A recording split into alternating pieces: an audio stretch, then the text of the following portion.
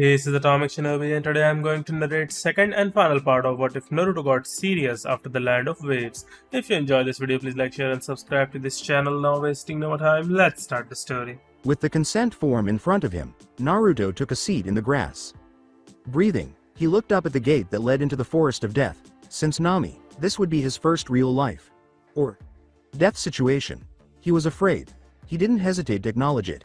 He was plagued by the fear of dying inside, whether it was from a wild animal, hunger, or another team.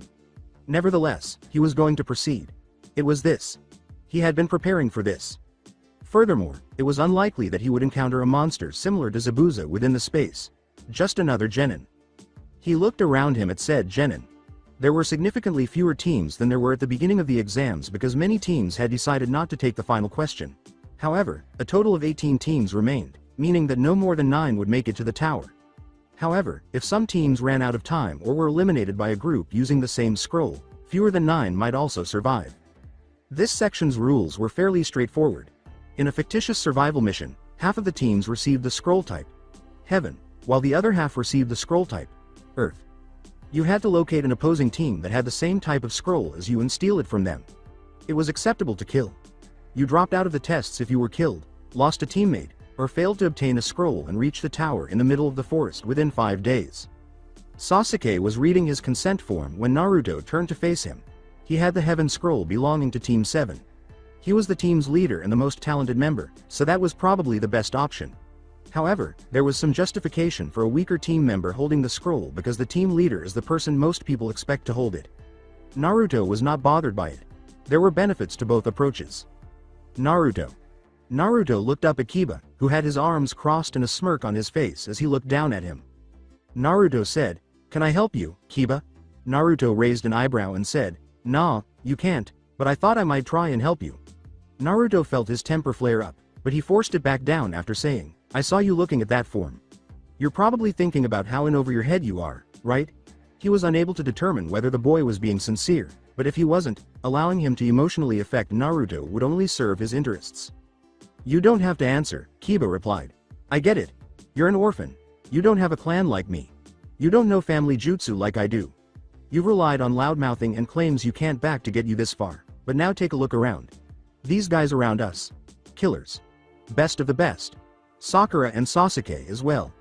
They're the reason you got this far, but now you're going to have to pull your own weight. I think I'll do just fine, Kiba. Thank you though." Naruto narrowed his eyes at Kiba and stated, "Hey, I'm not trying to insult you, Naruto. Just trying to help.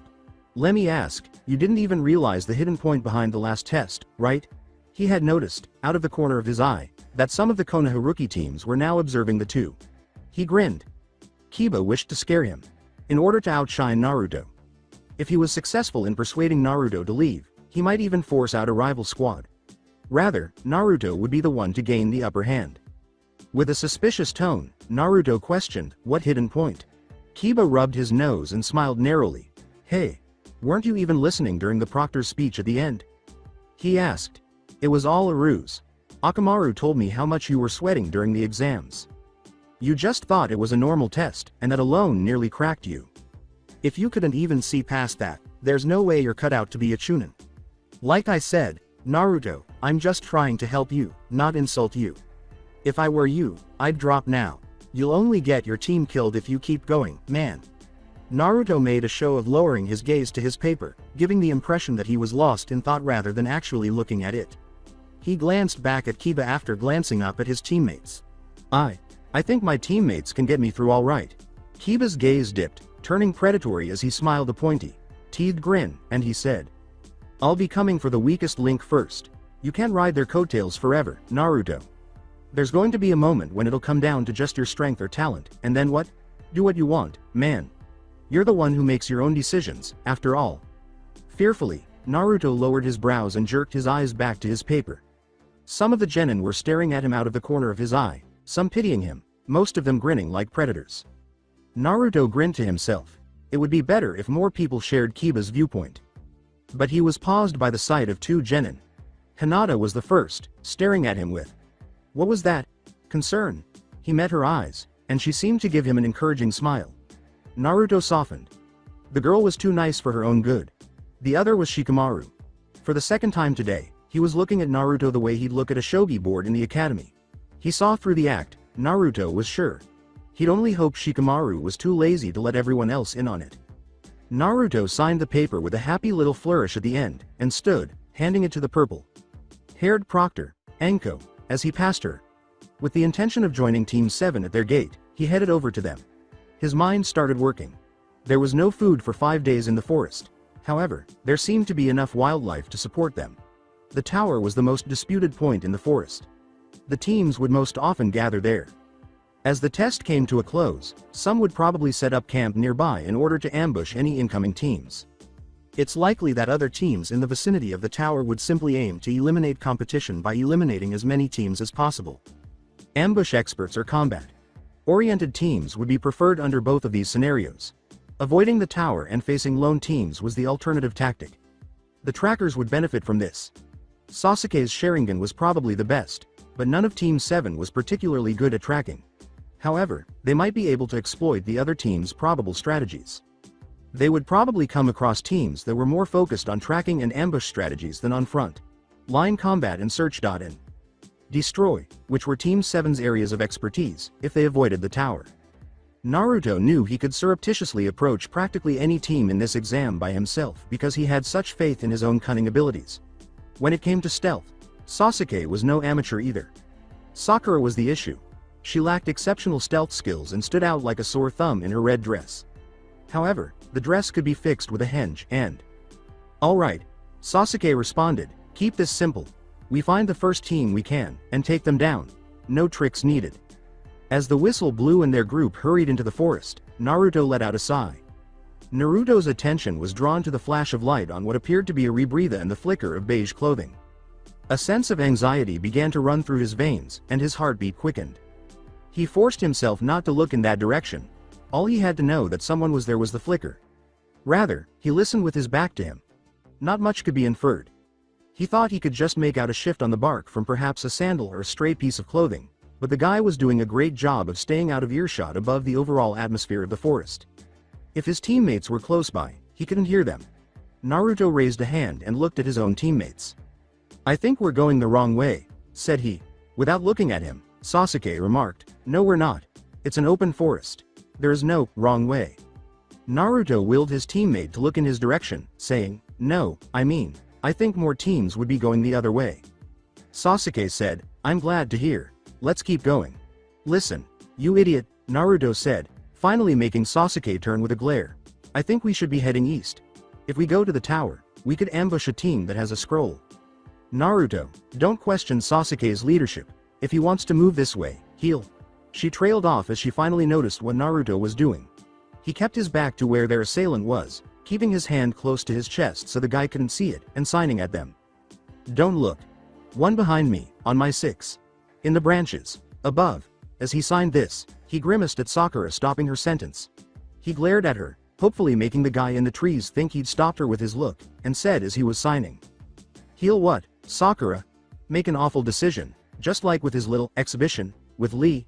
Sasuke narrowed his eyes at Naruto.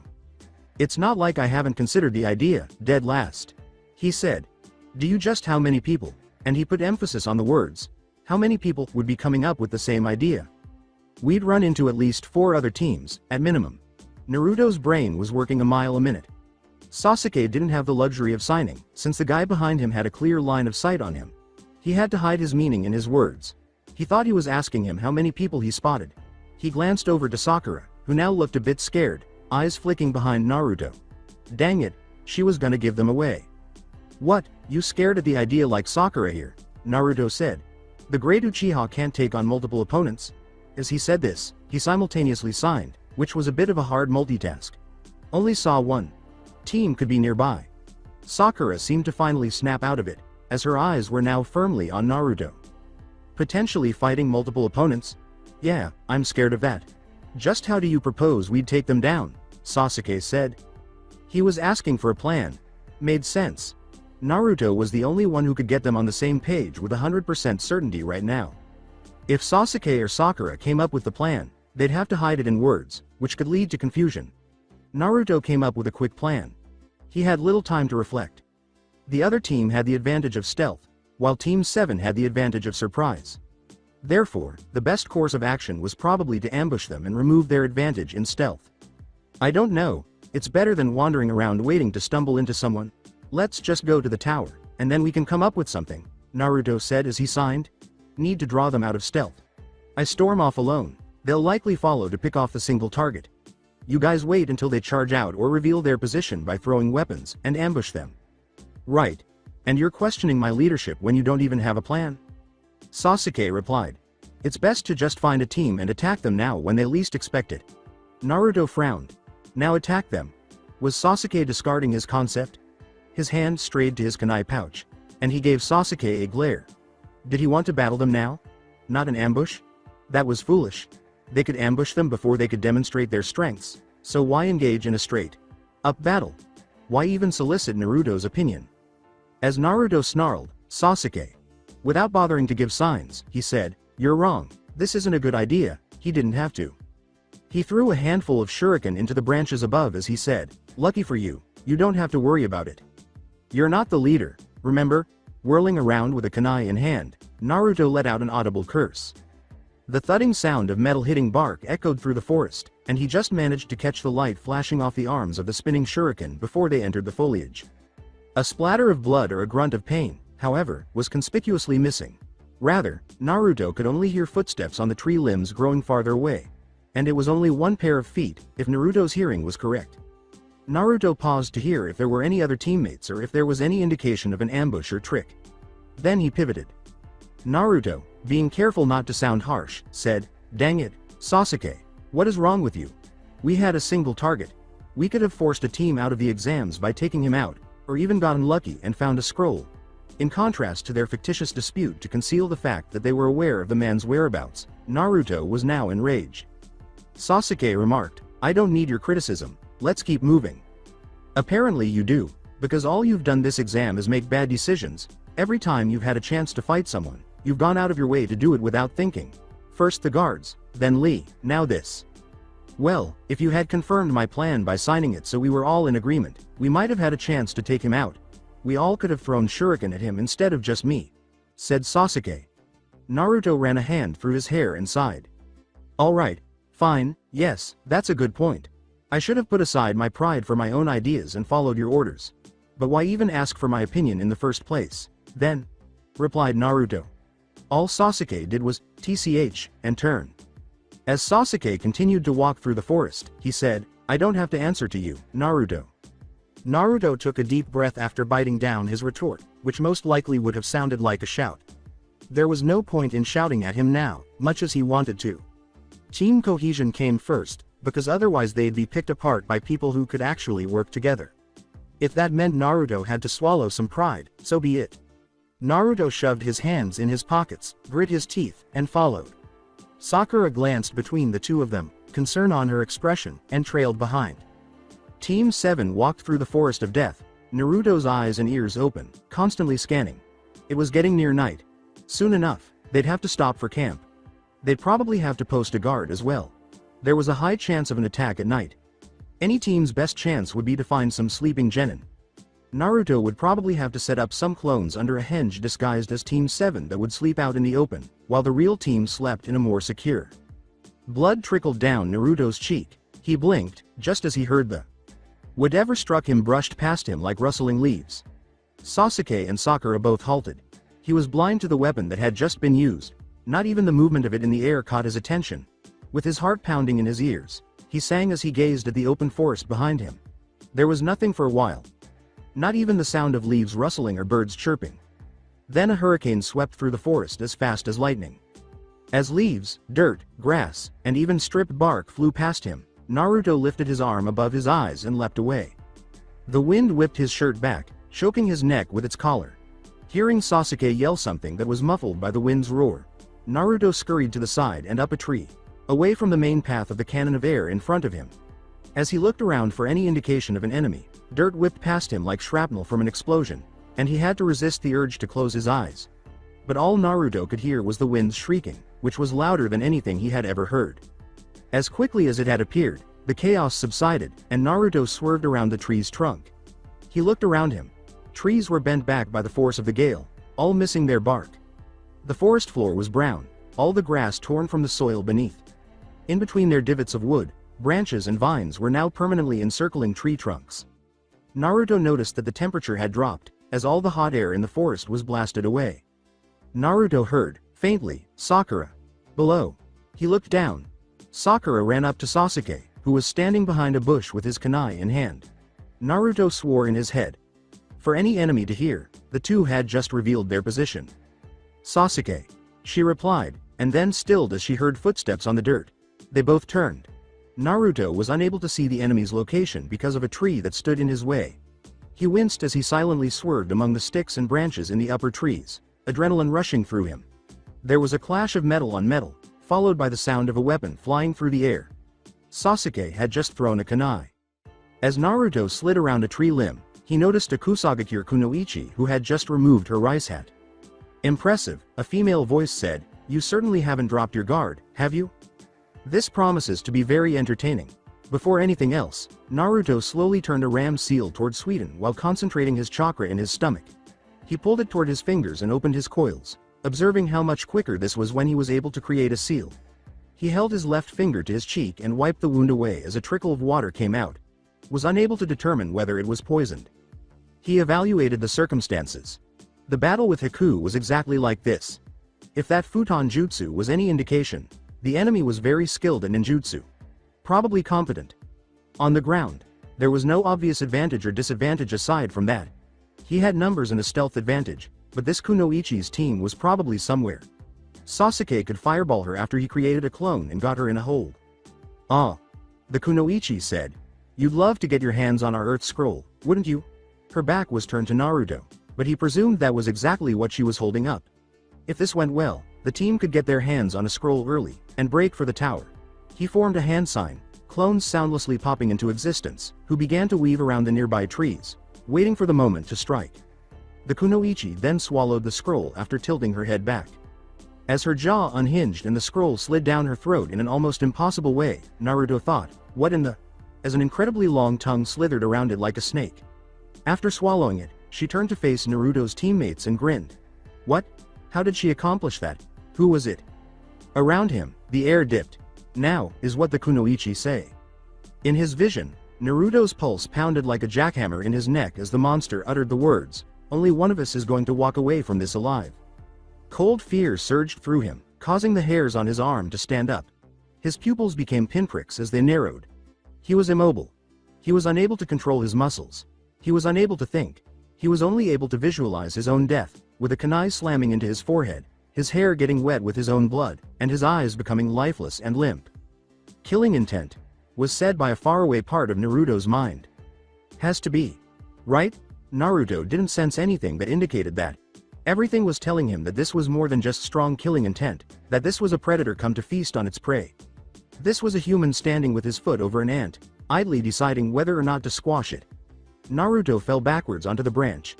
Below, he noticed Sasuke fall to his knees, vomiting, as Sakura looked up with a 1,000-yard stare, silent tears streaming down her cheeks.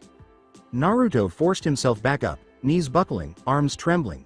He had to help his teammates, He was knocked off his feet by a second wave of fear. His breath was shallow and his head was swimming. Sasuke stood below, just managing to raise a kunai. He was paralyzed otherwise, and that must have taken all his willpower. After drawing 2 kunai and idly flicking them at the two, the Kunoichi remarked, "Ah. I had hoped for a greater challenge. Oh well. I'll make it quick." All of Naruto's thoughts were urging him to leap down, dodge them, and support his teammates. But he was immobile. Rather, he observed the kunai seemingly moving slowly as they approached his friends and allies. Sasuke then stabbed his own kunai into his leg at the very last second. As Sasuke came to life, he grabbed Sakura and zipped into the trees behind him, sending blood flying into the air. Naruto resisted the urge to gasp for air like a man emerging from the water as the pressure released. He regarded the blood for a moment, watching the Kunoichi as she came closer to where his teammates were standing. Without seeming to be in a rush, she just approached the 2 kunai that struck the wall behind his teammates, took them off, and fled into the trees. Naruto started to gasp for air, his chest heaving and his vision swimming as his breath suddenly exploded out of his lungs. In his hands he held his head. He had jello-like legs. He felt weak all over, as if he were barely able to stand. He recalled Iruka's words somewhere in the back of his mind. This was his second Zabuza, and it was as obvious as day. Most ninja never face even one Zabuza in their career. Naruto, let alone multiple. No, compared to Zabuza, this was worse. With a slightly clearer head, he could now reason that he was being killed at that precise moment. On their first meeting, he had sensed Zabuza's intention to kill, and that Zabuza made no comparisons. Naruto stood up unsteadily. He needed to pursue them. This was not genin. The kunoichi's casual approach when pursuing them, as if she didn't think they could escape no matter how far they ran, the futon jutsu, and the intention to kill. There was more to this. They were powerless against her. Their only choice was fleeing, and Naruto knew that Sasuke and Sakura couldn't get away on their own. Naruto's ability to enter, create several groups of shadow clones to henge, and flee in various directions was their best chance. I still have my stealth advantage, said Naruto. As small as that seems against someone like that, it's all I have. With the wind chilling his face, Naruto followed them into the air. He had the impression that he was hurrying to die. Nevertheless, he continued to cling to Kakashi. Sensei's rule. He was aware of his obligations. Unaware that he had dropped the kunai he was holding earlier, he took another one out of his holster. As he leapt across the trees, Naruto's previously created clone accompanied him. He heard a huge crash in the forest ahead of him, and his ears pricked up. He heard Sasuke yell, "Get away from me," with a desperate tone. Naruto stopped on a branch and looked around. In front of Sasuke, a summoned snake that was bigger than any Naruto had ever seen landed on a tree branch, its mouth covered in kunai. Sasuke was stumbling backwards on his back. Sakura stood aside, frozen in place, staring fearfully at the scene. Naruto muttered an expletive. It was probably a summons. That proved it. This could not possibly be a genin. Then, Naruto's eyes widened as the neck of the snake split open, and the Kusa Kunoichi rose up, covered in fluid. I sense your fear and desperation, she said. It's only natural. The prey must never let down its guard, not even for a moment, in the presence of its predator. She looked up at Sasuke with wide, hungry eyes. Then, she darted forward, and her body warped around the branch, snaking along it like a serpent coiling along a staff. She reached towards Sasuke, fingers outstretched. Sasuke sat frozen, letting out a scream of terror just before she reached him, closing his eyes. A moment passed, and he opened his eyes again. Naruto was stopped in midair next to the kunoichi, his heel in the palm she just raised to block his kick. The kunoichi smiled at him as Naruto cursed. She forced him out of hiding. He shifted, swinging his hip around as he kicked with his free leg in a roundhouse, trying to drive her away from Sasuke. The kunoichi simply flicked her wrist, flinging Naruto's caught heel into the air, and sending his roundhouse arcing over her head. Naruto landed between Sasuke and the kunoichi, sliding into guard with his kunai in his hand. Naruto! Exclaimed Sakura in a relieving tone. Naruto kicked him away, sending him flying. Naruto! Sasuke followed. Get out of here! What are you thinking? You don't know what you're up Agai. Sasuke was interrupted. With kunai in hand, he charged the kunoichi. The kunoichi stood grinning at Naruto, her legs reaching back towards her. He threw a handful of shuriken at her, which were each snatched out of the air as he finally reached striking range. She let him in her guard as he swung a leg kick at her, which thudded against her thigh. She didn't even seem to notice.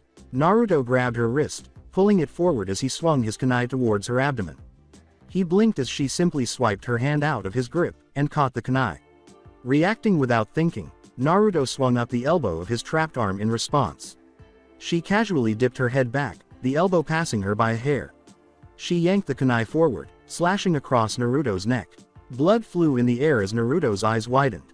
The kunoichi smiled. Then, that smile deepened as the clone poofed out of existence. Ninpo. Enun no Jutsu. The woods filled with billowing, black smoke, obscuring everything. Naruto dropped from his hiding spot, grabbing Sasuke's shoulder, who looked up at him through the smoke in shock. Killing intent blasted through the clearing, sapping Naruto's energy, making his thoughts blurry, but he was ready for it this time. His adrenaline was pushing everything else down that could stop him. Sasuke leapt for Sakura's branch, but Naruto pulled him up. Naruto yelled, "Come on, we have to leave, huh?" said Sasuke. Through the smoke, he was staring up at him with terrified, blank eyes as if he hadn't noticed him. Once more, Naruto swore. He was stunned. Unbeknownst to him, Naruto's expression was the same as his own in Nami no Kuni, when Haku had restrained him and he was left to wait to see if he would perish.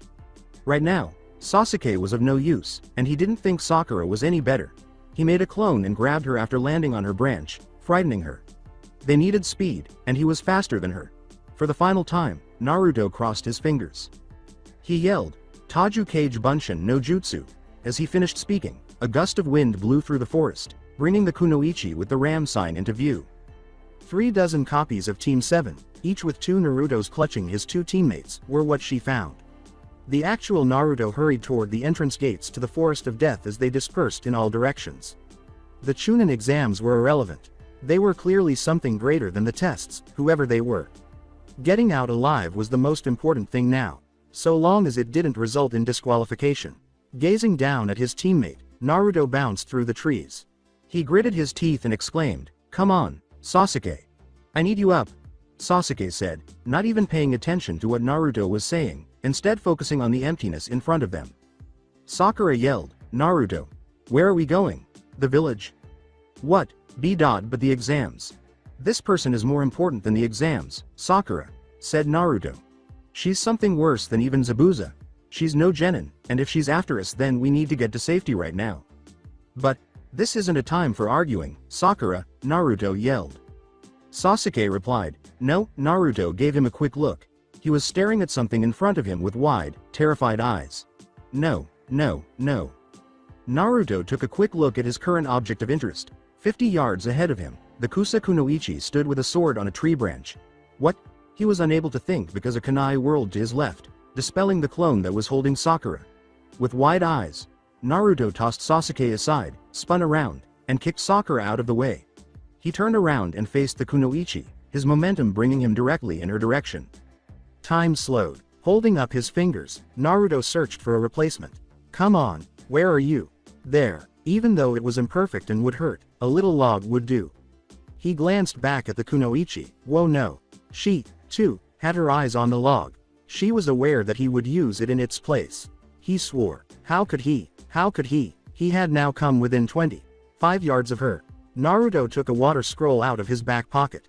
Naruto opened the scroll and relaxed his coils without thinking, without even considering that he hadn't been able to perform the jutsu once, without considering what would happen if he was in the water when she struck it.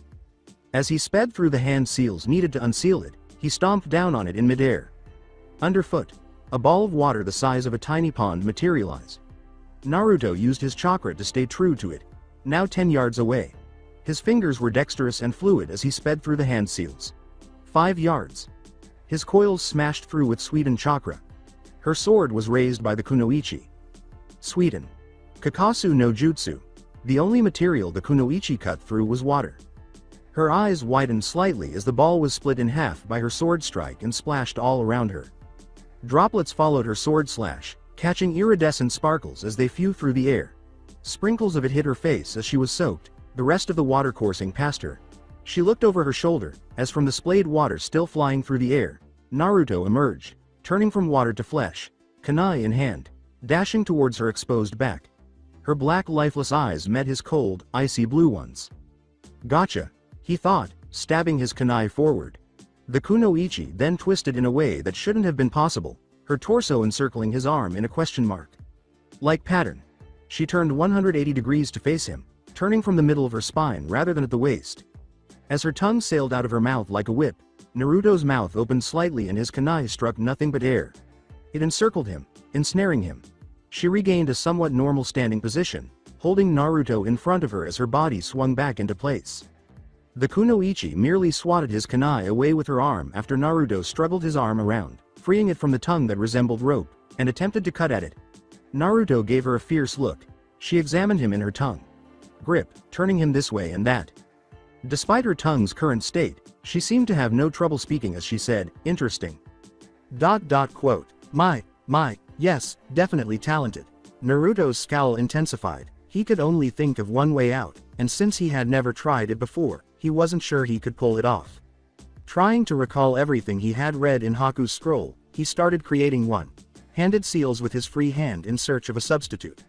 However, the kunoichi's tongue tip extended even more as he approached the snake seal, encircling and compressing his fingers. Naruto aimed for her eye and spat. None of that. she said, but I have to admit, that only makes me more impressed. One-handed seals, and at such a young age. She simply cocked her head, allowing it to glide past her. Still has fight as well, unlike those two over there, she replied. Naruto looked at his teammates, Sakura frozen in terror, Sasuke catatonic. With a gravelly voice, Naruto exclaimed, "Don't touch them." She lifted his shirt and saw the seal on his stomach fading from the chakra he'd channeled for the replacement. She said, ignoring his words and continuing to examine him. "Oh, and if my guess is right," she said. "Yes. You are. Though, you haven't yet learned to channel its chakra, if our current predicament is any evidence. Perhaps I should kill you now, save myself a headache for the shinobi you'll likely become in the future?" A wave of fear swept over Naruto as the kunoichi pulled a kunai from her sleeve, raised it to his neck, and then stopped. But our young Uchiha needs all his team to make it past this section of the test. I'd almost forgot. She dropped her kunai. "What, did it pass the test?" Naruto began, "What are you talking about?" but was cut off when the kunai struck his temple. As his vision darkened, he heard, "Don't worry about it, sleep. You seem very attached to these arms of yours." The voice was far away, as if it were broadcast on the TV in the adjacent room. A moving black swam into Naruto's field of vision. What? Where had he gone? What was happening? His hearing was impaired, as if he had cotton balls lodged in his ears. Why did his tongue feel so parched? Did he just go to sleep? He was trying to fall asleep, but who was out there talking? Naruto tried to move, raise his head, and open his eyes, but even when he was lying down, he lost his balance and felt dizzy. Naruto squeezed his eyes and said, "No, stop, don't do it, stop. Please." Who was yelling? Was there a cry? Someone gasped and fell to the ground. According to a voice, Sasuke. Sasuke. Yes, exactly. Sasuke. He was with him in the Chunin exams, in the Forest of Death. Sakura as well. Hold on. He was. It all returned in one big wave. Naruto took a sharp breath. The Kusa.nin. His teammates, he needed to remove them. Was he dead, I wonder? No, he recalled. He was knocked out after becoming entangled in that tongue. What was the previous kunoichi saying? Sasuke, something about him. Another voice said, "You're strong, Sasuke." Another male voice, not the Kusa.nin. Something scuffled against the dirt, and he heard it. Naruto opened his eyes slowly and said, "A peace offering. Take the scroll and let us go." It was all bright and fuzzy. On the ground, he could see both of his teammates. Additionally, who was that person over there, over his shoulder, holding someone? He was blind. Once more, Naruto closed his eyes. His half-conscious mind said, "Maybe an enemy. I'll need the surprise factor if they come for me. Can't let them know I'm awake." "Wait," exclaimed Sakura. "Who is this Orochimaru? What did she do to Sasuke?" The person said, "I don't know what he did." Naruto heard footsteps gradually getting farther away before they kicked off the ground and into the trees. "All I know is that we were told to target Sasuke, and we did." His eyes opened once more. Only him and his teammates. What was that shadow over him just now, I wonder? He looked back and saw Shikamaru and Choji standing above him. The hand of Naruto reached for his kunai pouch. According to Shikamaru, it's all right. Naruto sat up slowly on his arm, calming down, "Not gonna hurt you." "Whoa, hey, take it easy there, man," Choji said, helping him up. Naruto glanced over at his teammates, his vision clearing a bit. Was Sakura's hair shorter, or were his eyes playing tricks on him? "What did I miss?"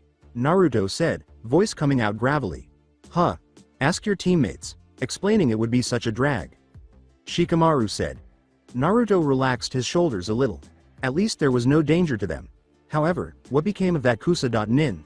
Was Sasuke able to remove their team? How come she didn't murder him? Another kunoichi leapt down from the trees, grabbing as he looked over. Was Lee in Ino's embrace? That's correct. Tenten must be that girl. The information card from Kabuto. Why were there so many teams present? What prevented them from attacking one another? Naruto got to his feet, stumbled a little at first, and then straightened out. He felt so weak in his limbs, as well as his head. It was pounding at him. His temple in particular hurt, like someone was taking a jackhammer to the side of his skull. He groaned, making his way over to his teammates. Sakura glanced up at him. Naruto. You're up. Sakura. What happened? Where's that Kusa kunoichi?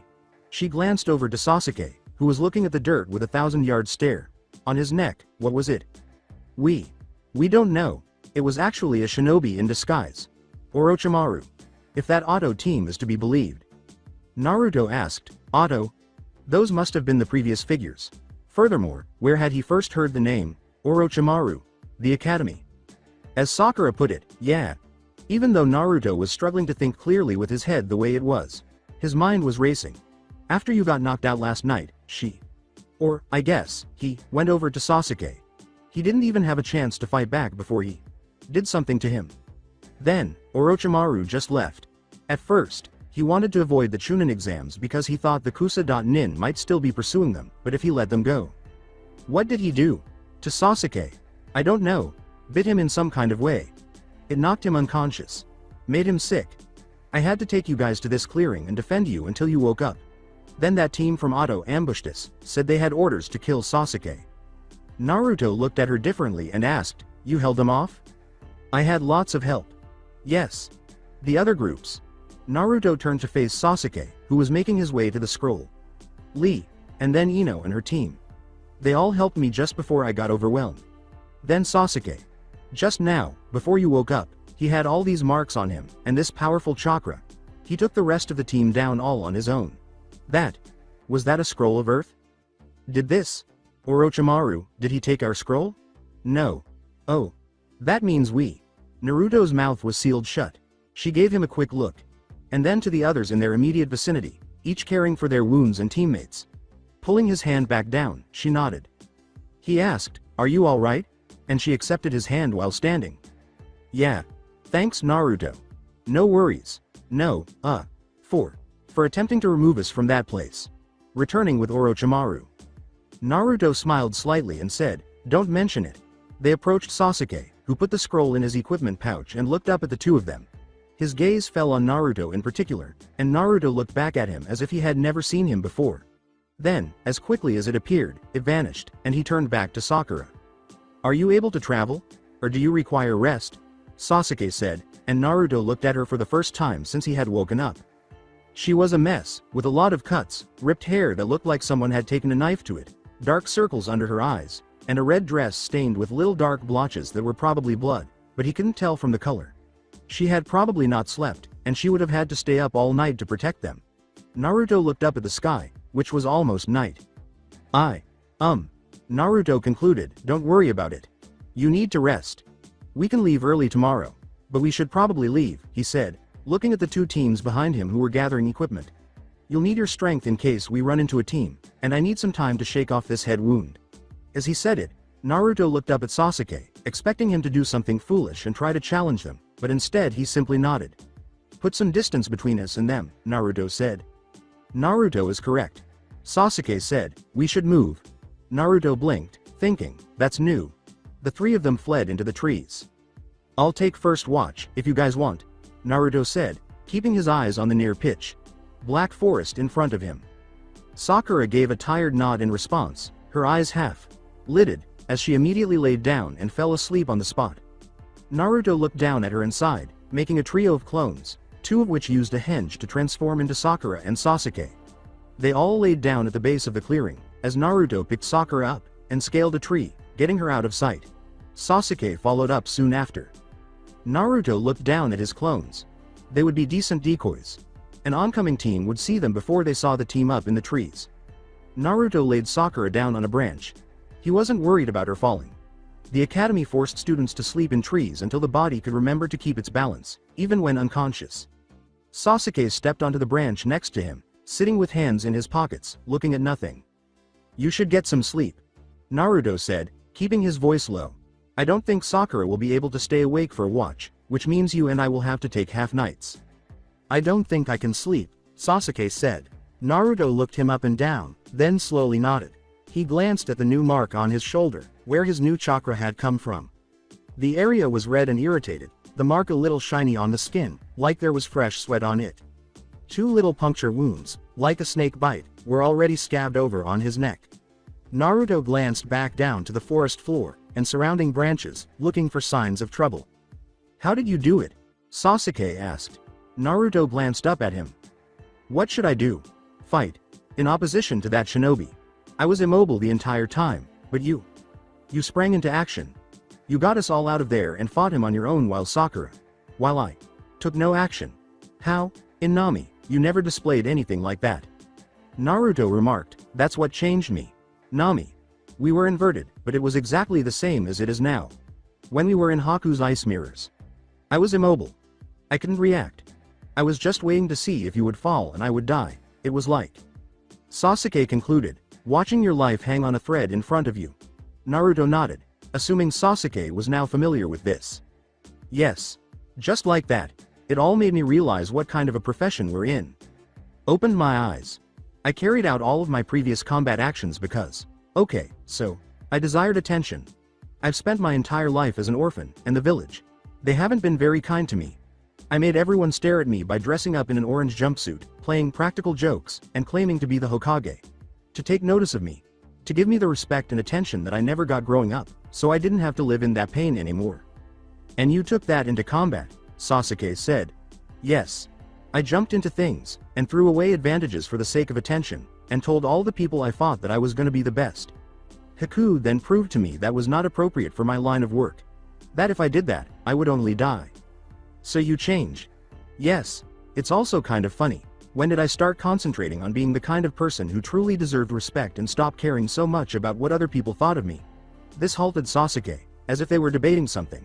But yeah, I guess it makes sense for that to have come out of nowhere for you, huh? That's when the respect came.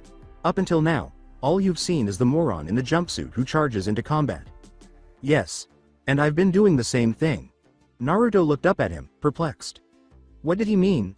He saw that Sasuke was thinking deeply, but in a conflicted, worried, helpless, reaching way. He was looking for an answer, and something Naruto said had resonated with him. But what? Then everything made sense. Itachi. Naruto said, and Sasuke nodded silently. It all made sense now. Sasuke was just like him, but his passion was vengeance rather than attention. He had to be stronger than his brother, avenge his clan, and find a way to deal with the pain he was experiencing, just as Naruto had to deal with his own.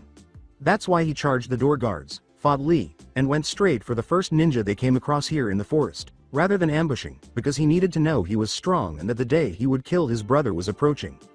Naruto pondered, and this is his Haku. Here was Sasuke's situation of helplessness. Here was his wake up call. Here was his Nami no Kuni. Up until this point, Sasuke had never experienced something beyond his control. He had fought the Demon Brothers, helped free Kakashi Sensei from Zabuza, and faced down Haku, and even though he was better, he still had some control over the situation. The only person who was out of his league and could have caused him to feel this way was Itachi, but Itachi didn't intend to kill him. Instead, he simply left him to suffer. But this Kusa.nin they just faced. That was the first time Sasuke truly understood what it meant when the person you were fighting was stronger. He was seeing the frailty of his own life, just like Naruto. Naruto looked up at Sasuke and said, I understand how you feel. It's like you've been a kid acting like a shinobi all along. As if you were a bug that a giant was just waiting to squash. I experienced the same thing. I got through it with the help of Kakashi Sensei, who pointed out all the mistakes I was making. In Nami, when it happened to you, you felt this helpless? Did he ask? Yeah. But it changed you. Made you better, not only in battle, but as an individual? Yes, it did. What did he teach you? Sasuke asked, almost hesitantly. What are you saying? Naruto uttered those words. Can you assist me? As if Sensei had assisted you? Naruto turned to face him and saw the fear on his face, the desperation, the ambition to put aside his pride and become the person he should be. Naruto looked into his eyes and saw himself. Sasuke asked. Yes. I don't know if I'll be as good at it as Kakashi Sensei was, but I can, Naruto said, turning to face him. What should I do? The first thing he taught me was the hardest, Naruto said.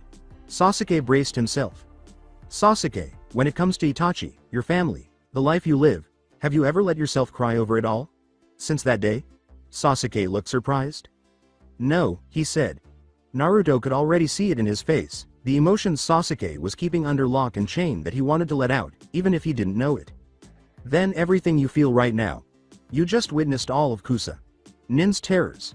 All of the clan members you lost that evening. Every one of your parents. Your sibling.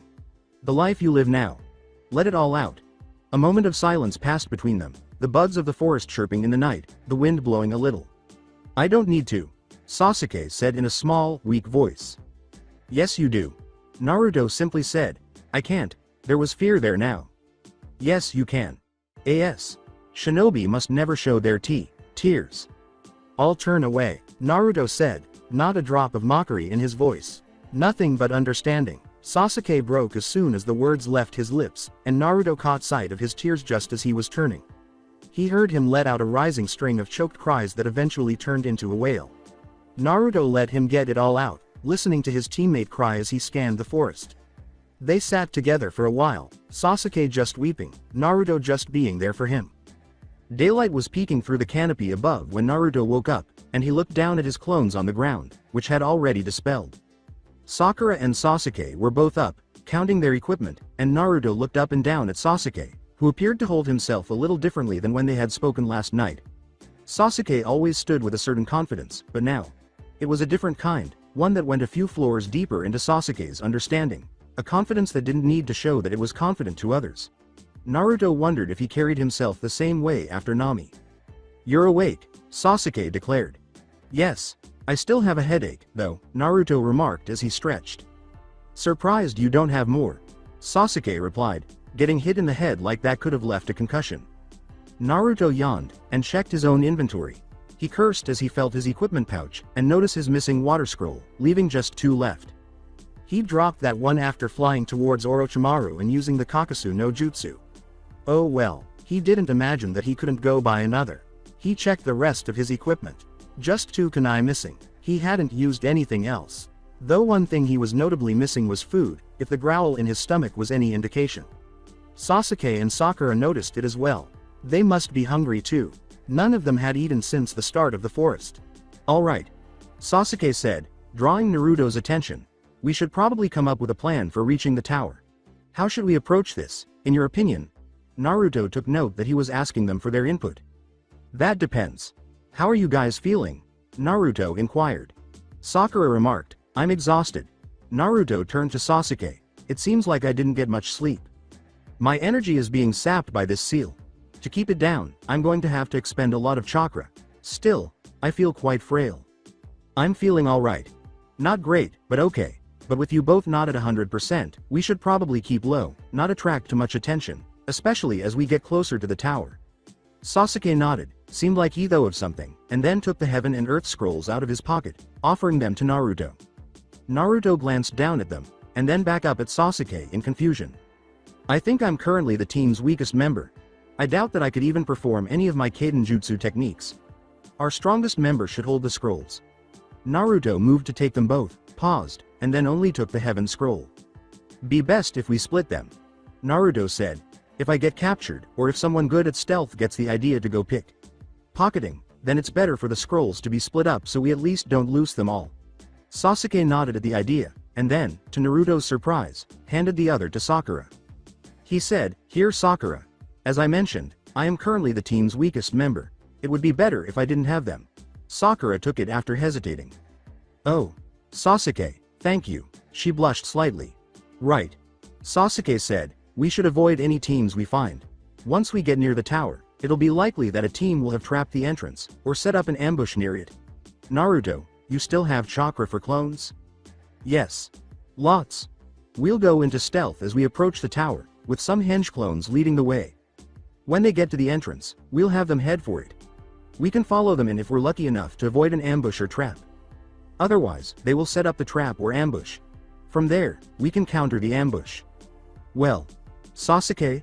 Sakura said, and Sasuke looked up at her. You mean we're trying to stay out of combat?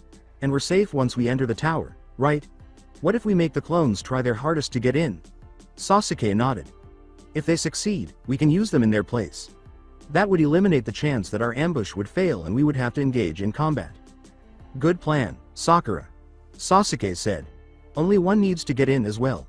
Naruto added. From there, it can make 2 more clones, and we can substitute with them. All right. Good to know. Do you recall our move from the battle with Zabuza, Naruto? Yes. Henge. Faint shuriken by Fuma. Yes. You still have some Fuma shuriken? Sasuke asked. Naruto nodded, opening his travel scroll, and unsealing one. He handed it over, then made a clone, which transformed shortly thereafter. He handed over the transformed shuriken as well. This'll be our opener for the ambush, if it comes to that, he said. Afterwards, if it didn't take the team down, Naruto, you make as many clones as you can and have them all rush the entrance. Our priority will be to get in, not get in a straight-up fight. In Naruto's words, got it, all right, Sasuke said, let's go out if nothing else comes up. Be on the lookout for anything. Their doppelganger unknown currency ingers approached the tower entrance, hidden behind trees, scoping the area out, none of them daring to look up towards the real team's location, fearing that doing so would reveal their location. The 3 members of Team 7 were perched low on a heavily leafed branch, not too far up to the canopy where the afternoon sunlight would make stealth difficult, and not too far down where they would be immediately noticeable on the forest floor. When Sasuke knocked softly on Naruto's shoulder, he turned, and Sakura turned to face him. At 10 o'clock, the team on the distant branch is observing the clones. They don't see us yet, he signed. Naruto looked over and saw them, albeit in a position that wasn't ideal for stealth, but they were still hidden. If the rebreathers were any indication, it was aim. Perhaps the team had the same aim.nin they had seen near the start of the test. Clones don't see them. He signed back. Can you inform them somehow? Sakura signed. I can't take the chance. Sasuke's eyes narrowed at the scene as Naruto signed, shouldn't give away our position. The clones moved slowly and reluctantly to the tower entrance, which had an excessive amount of leaves and foliage on the floor and not the usual density, particularly for a location close to a building entrance.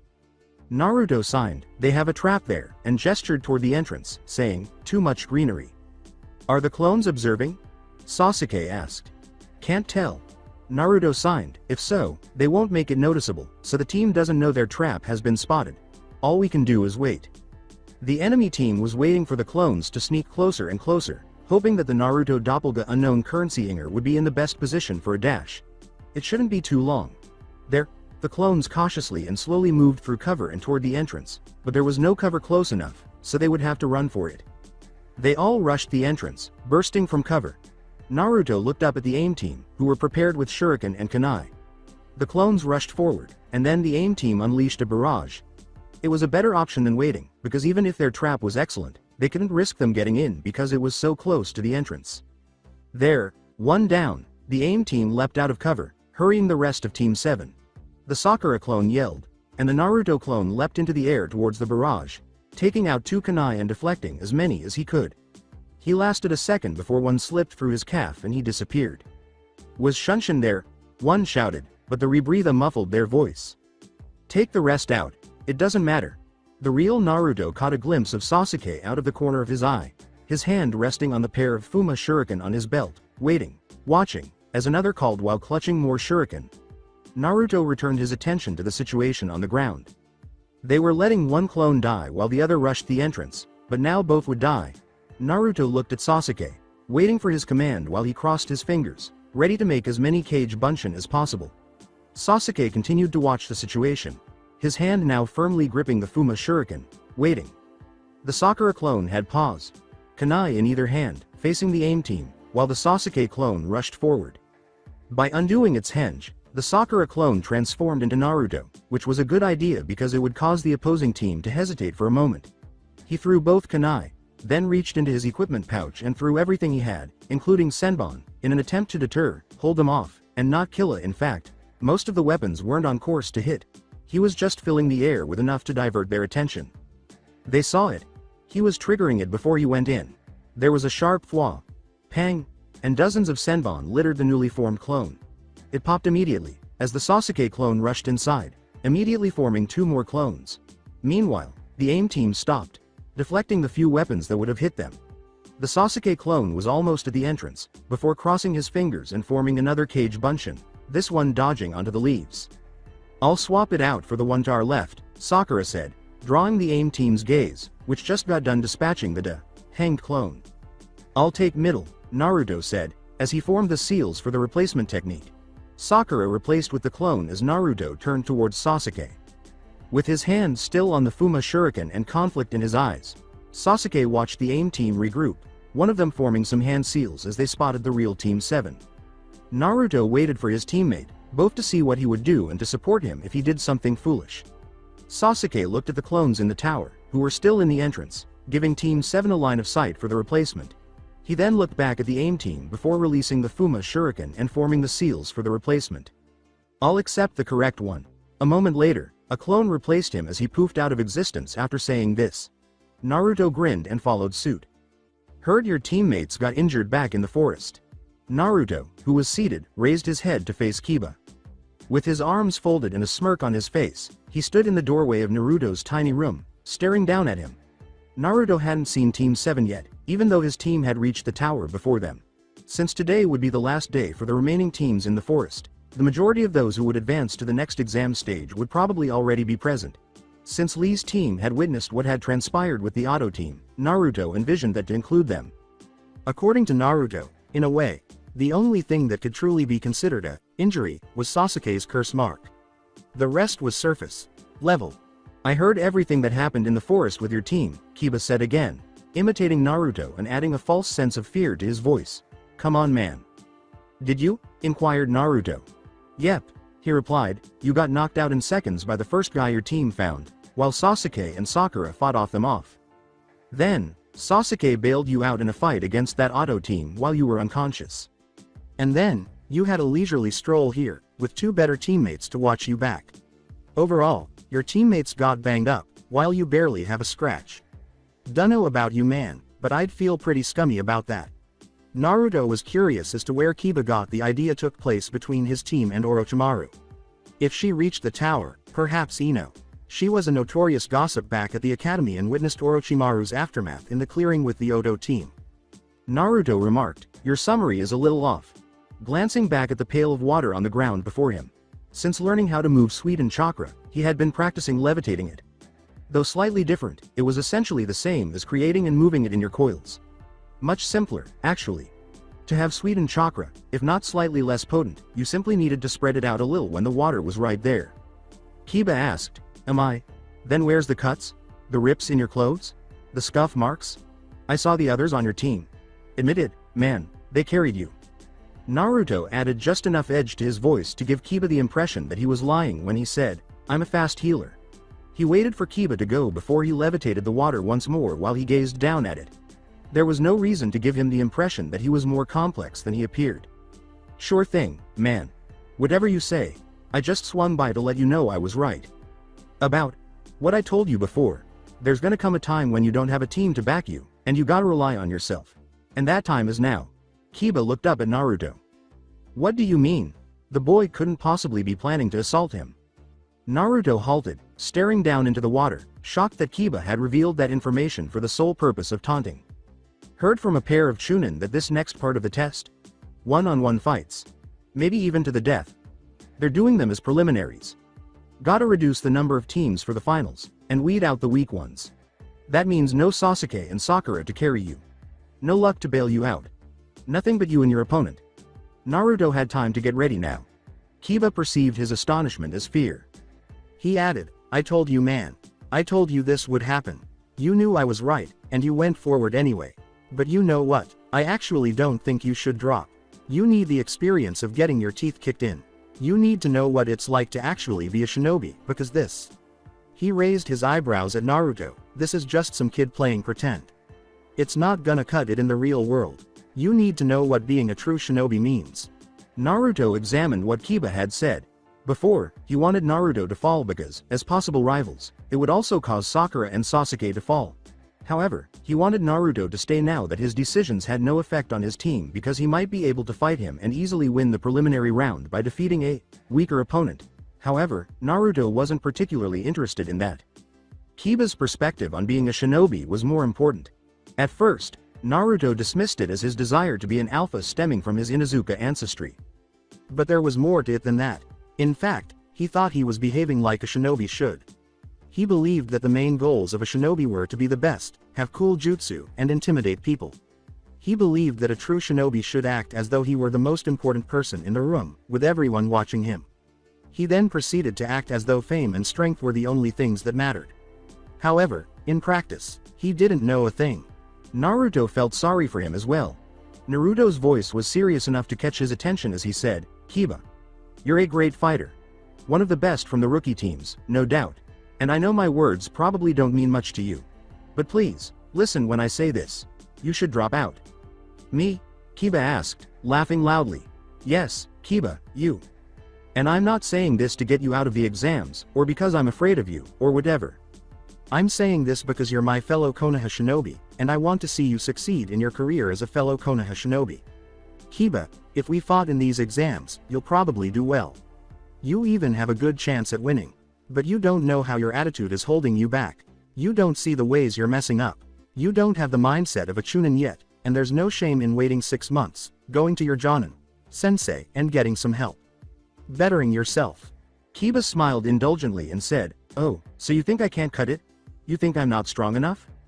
This has nothing to do with how strong you are, Kiba. Listen, I'm not even saying you couldn't make chunin. I'm saying if you did, that'd be the worst case scenario. I don't want to see you in the field with this attitude. I don't want to see you carry guilt because you got someone killed out of arrogance. I don't want to see you die. So please, Kiba, I'm begging you, just consider what I'm saying. At the very least, ask your own sensei. She'll tell you the same. Get it from someone you can trust if you don't trust me. Just, please, don't make this mistake. Naruto briefly believed Kiba might be thinking about what he had said.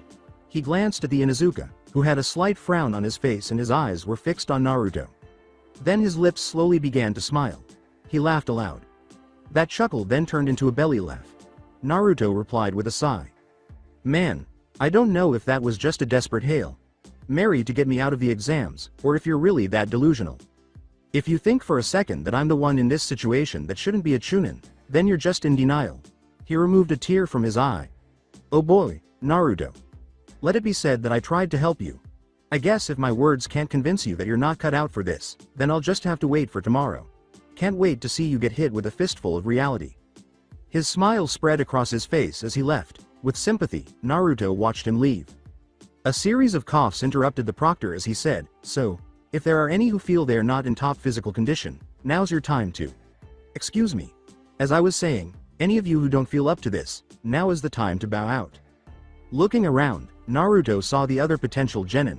A total of 7 teams participated, including one from Ado, one from Suna, and the remaining teams from Konoha. All of the rookie teams passed, Naruto observed. There would be 20.1 participants if no one dropped, meaning that one would probably continue without having to engage in combat.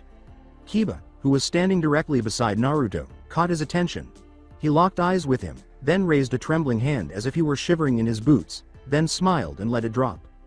He heard Sakura whisper, "Sasuke." Naruto pivoted. Sakura's face was filled with fear as she gazed at her teammate.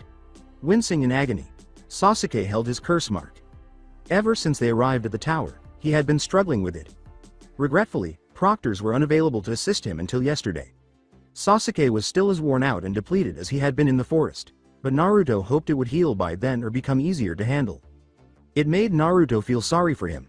Sasuke was simply unlucky to get the mark. He might have had time to recover if it had been something else. If Sasuke advanced to the finals, Naruto was fairly certain he would be a fantastic chunin. Additionally, he had the right mindset for it. Unfortunately, that same shift in perspective was what would ultimately lead to Sasuke's demise because, despite his desire to engage in combat and demonstrate his strength, his best option was. Raising his hand, Sasuke declared, "I quit." There were shocked expressions on the faces of many Konoha rookies. Kiba was particularly taken aback. He looked at Sasuke once more, then Naruto, before regaining his composure. After all, it was only beneficial for him to avoid a possible opponent. Naruto touched the shoulder of his teammate. They nodded to each other after locking eyes. For him, it was simply the best option. He was in pain from the seal and could hardly use his chakra at the moment. Even if he faced one of the weaker opponents, there was little chance that he would prevail. Kakashi went over to Sasuke. Under his breath, Kakashi said, "I'm proud of you, Sasuke." Sakura appeared relieved as the two of them left together, saying, "Let's get you healed up." She appeared somewhat happier and more hopeful than when she had been on the verge of tears. Naruto let out a sigh. In addition to everything else, Sasuke was currently being marked by a highly skilled ninja. As soon as possible, he needed to be taken to safety and placed under the supervision of some guards. Naruto turned and saw Kabuto raise his hand, saying, "I quit as well." In response, Naruto furrowed his brow. He appeared to be in good health. He might have simply run out of chakra. That still left an odd number, though. Proctor asked, "Are there any others?" No one raised their voice. All right, a single person among the list will be chosen to continue as a finalist to prevent an odd number.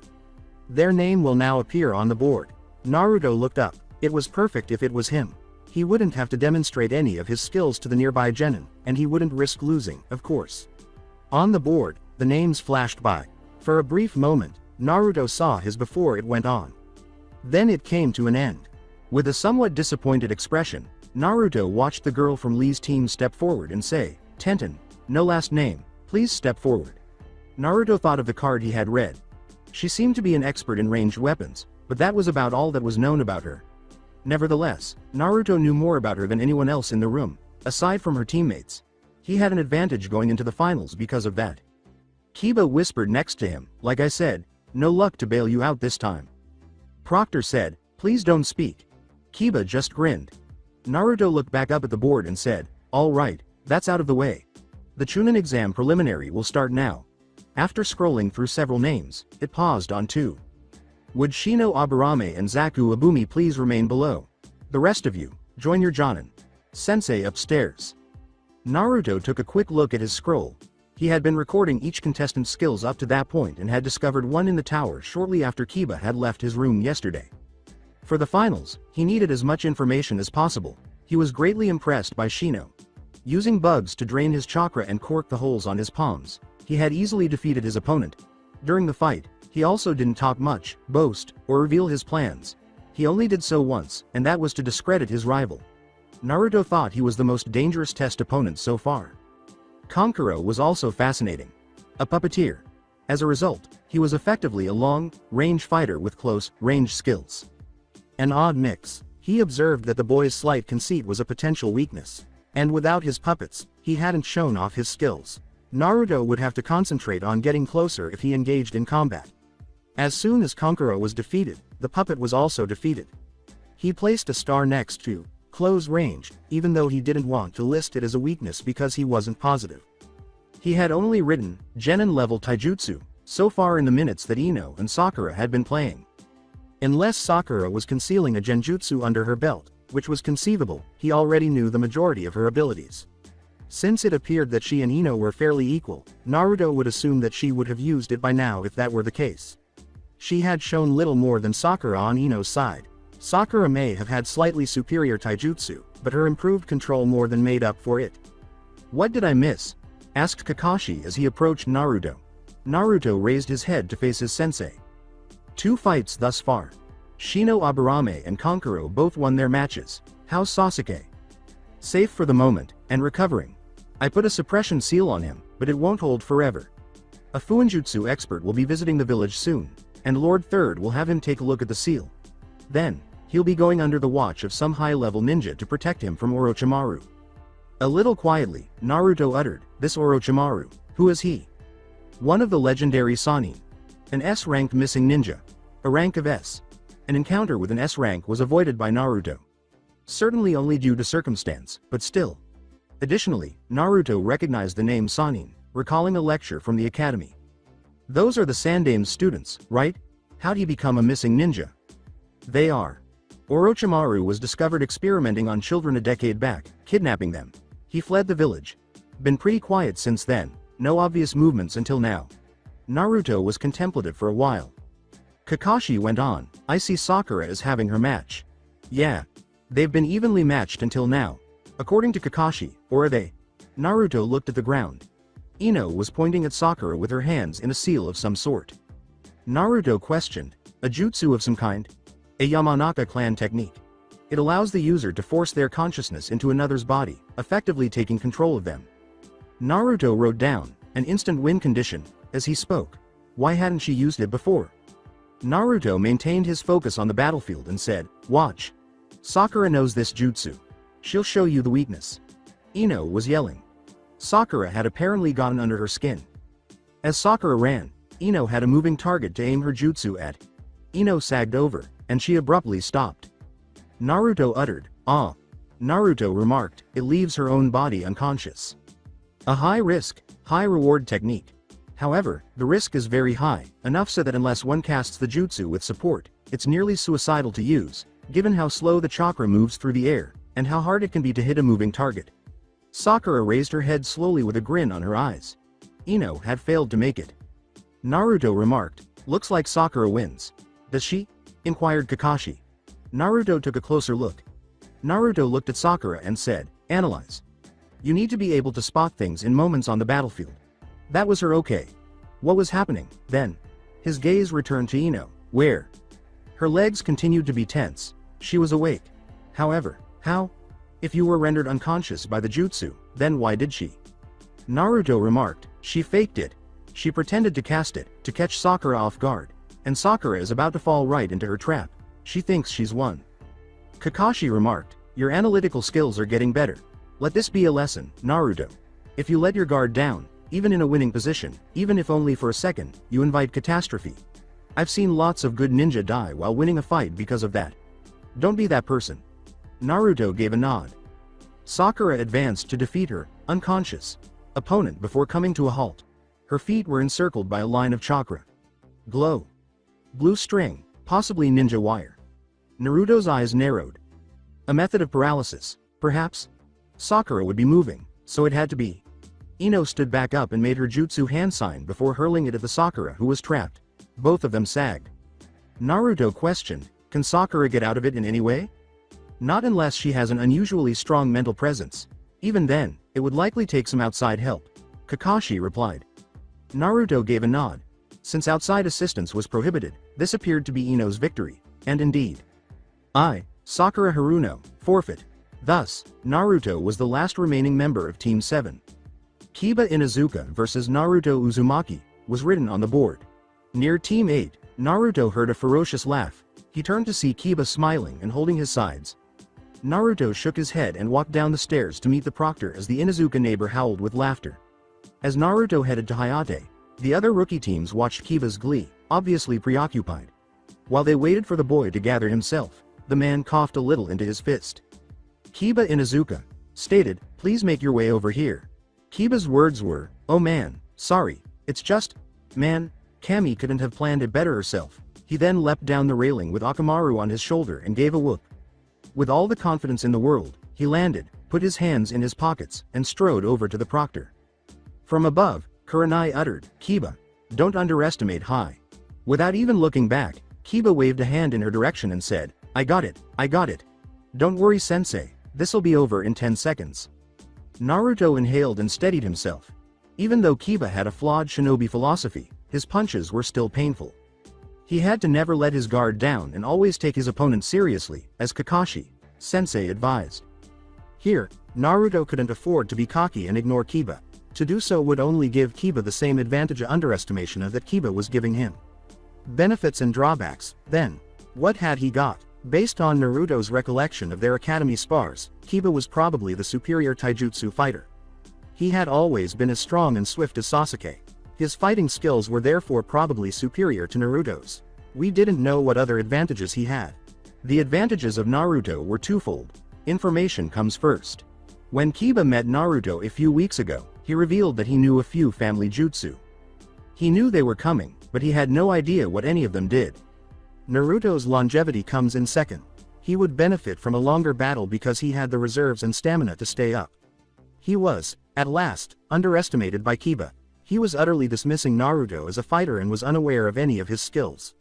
However, this could only be exploited once. Naruto had one chance to surprise Kiba with his skill too. Perhaps, if he was lucky and Kiba didn't notice right away because unless he was simply stupid, he would realize them as the battle went on. The plan was therefore straightforward. As the boy sought a quick victory, he would attempt to stay out of the way, wait for Kiba to charge in, and then overextend himself. In the real world, a single mistake could cost a fight, and Naruto would exploit Kiba's lack of confidence in this situation. He could put an early end to the fight if he was skilled enough.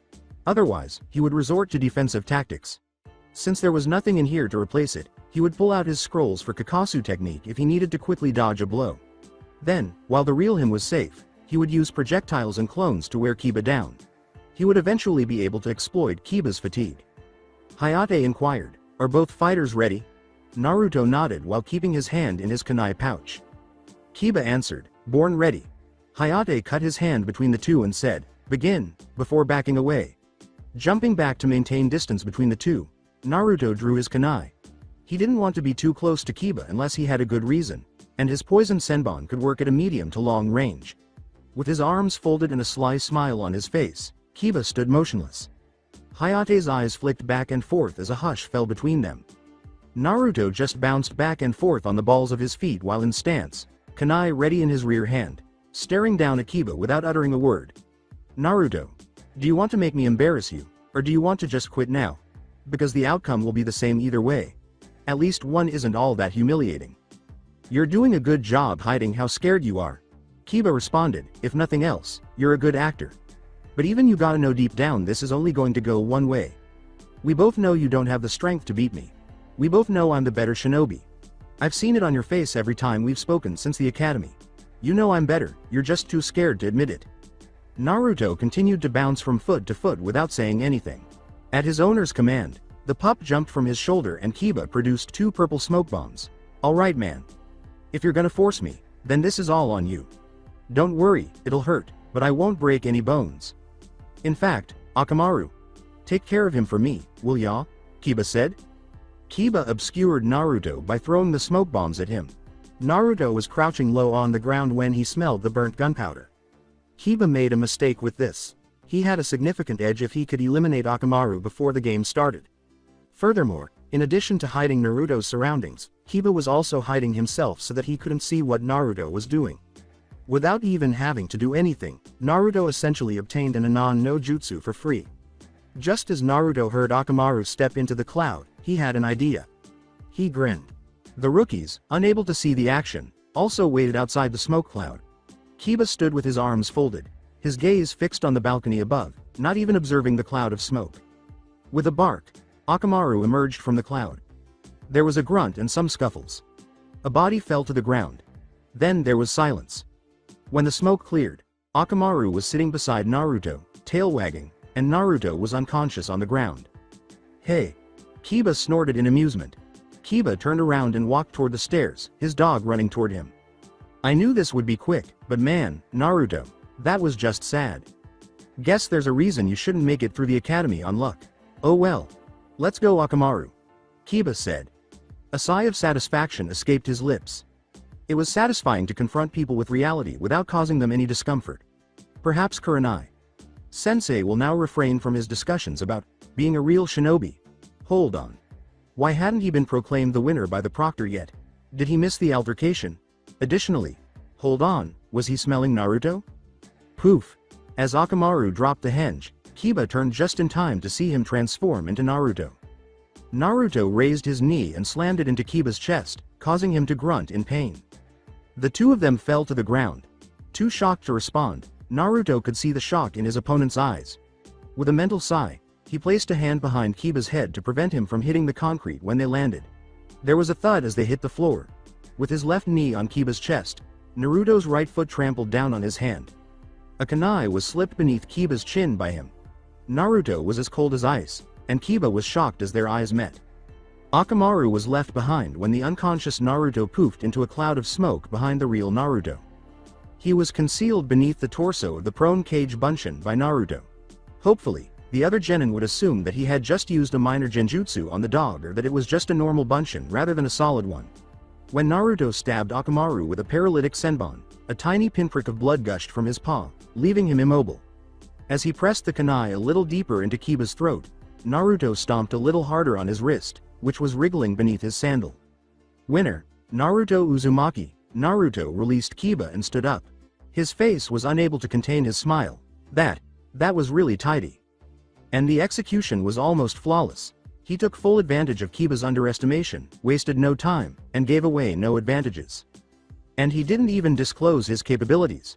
The battle could not have gone more smoothly. In fact, Naruto became even happier when he noticed something while gazing up at the genin above. The majority of the genin were scoffing at him. They believed he had simply been lucky to catch Kiba. All of them believed that he lacked talent, just as Kiba believed. His opponents were underestimating him, and he had virtually no known skills going into the finals. He is extremely happy. Kiba yelled, "What?" and stumbled to his feet as the proctor's words finally made sense. No, I could have gotten out. According to Hayate, no you couldn't.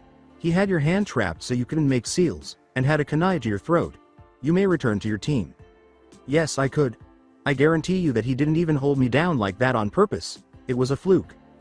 Be thankful that I stepped in before he took your life, and returned to your team, said Hayate. Even though Naruto didn't intend to kill Kiba, he remained silent and just returned to the stairs. Kiba yelled, "No, I refuse. I deserve a rematch. I'm 10 times stronger than him, and I can prove it. This is bullsh." Kurenai yelled, "Kiba!"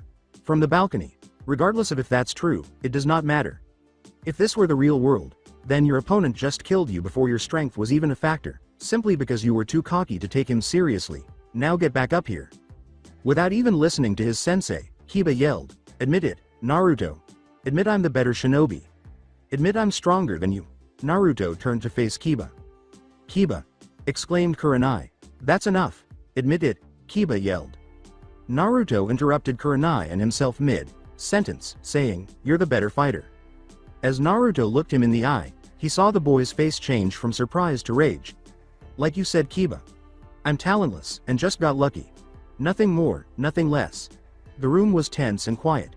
Kiba appeared ready to yell once more before shutting his mouth and letting his rage simmer in a glaring ember. Before rushing to the stairway and slamming his shoulder into Naruto's as he passed him, he approached Akamaru and picked him up. He snarled under his breath, "Next time I see you, we're fighting again, and you're dead." Naruto turned to face the balcony once more. He had spoken with purpose. In addition to trying to calm Kiba down and stop him from doing something foolish, he also aimed to reinforce the idea that he was merely the last and lacked skill. And it appeared to be effective. All of them were whispering. As Kiba passed them, a few patted him on the shoulder, probably letting him know that they believed he was the superior fighter or that he deserved the victory. Naruto grinned. He was pleased that they would be underestimating him, but not so much at the genin. Instead, he was pleased by the Jonin sensei's response. They were all staring at him respectfully. All of the Jonin saw through Naruto's act, while the genin believed it to be a coincidence. They witnessed the skill he displayed, the composure he maintained, the almost flawless exploit of his opponent's weaknesses, and the dexterity with which he handled the fallout. They believed he was not a threat because they also witnessed his setup for all the other genin. They understood what it meant to be a ninja, and Naruto, in their opinion, was the epitome of it. Naruto made his way back up the steps. Team 10 was defeated by him. When he introduced himself as their Jonin sensei, the man grinned down at Naruto and nodded just enough for Naruto to notice. Naruto returned the nod and rested beside Sakura and Kakashi. "Sensei." After losing to Ino, Sakura had been depressed, but Naruto's victory appeared to lift her spirits. "Good job, Naruto. I'm happy for you," she replied. Kakashi remarked, "Yes, well done, Naruto." Naruto remarked, "Just got lucky, sensei." His sensei smiled knowingly and said, "Of course." Kurenai walked toward Naruto, who turned and asked, "Naruto?" He looked at Team 8 behind her, where Hinata appeared to be comforting Kiba. His eyebrows went up as he turned back to face her. "Yes. Thank you." Kurenai grinned and said, You're welcome, but what for?" "A number of things. Showing professionalism, giving Kiba a reason to think over his attitude as a shinobi, but mostly for being the bigger person down there." Naruto replied with a grin. "You're more than welcome, Kurenai. Will Hinata Hyuga and Neji Hyuga please make their way down to the arena?" Hayate responded. Seated cross-legged, Naruto picked up his scroll and started taking notes. Over his shoulder, Kurenai noticed that it was a list of the abilities of each fighter. She held Kakashi in high regard. The elusive Jonin didn't even look her way, but she knew he could see her staring at him, wondering how he took the class that was supposed to be at the bottom and turned him into this in just a few months. Before her match, she turned and headed back to her team to support Hinata.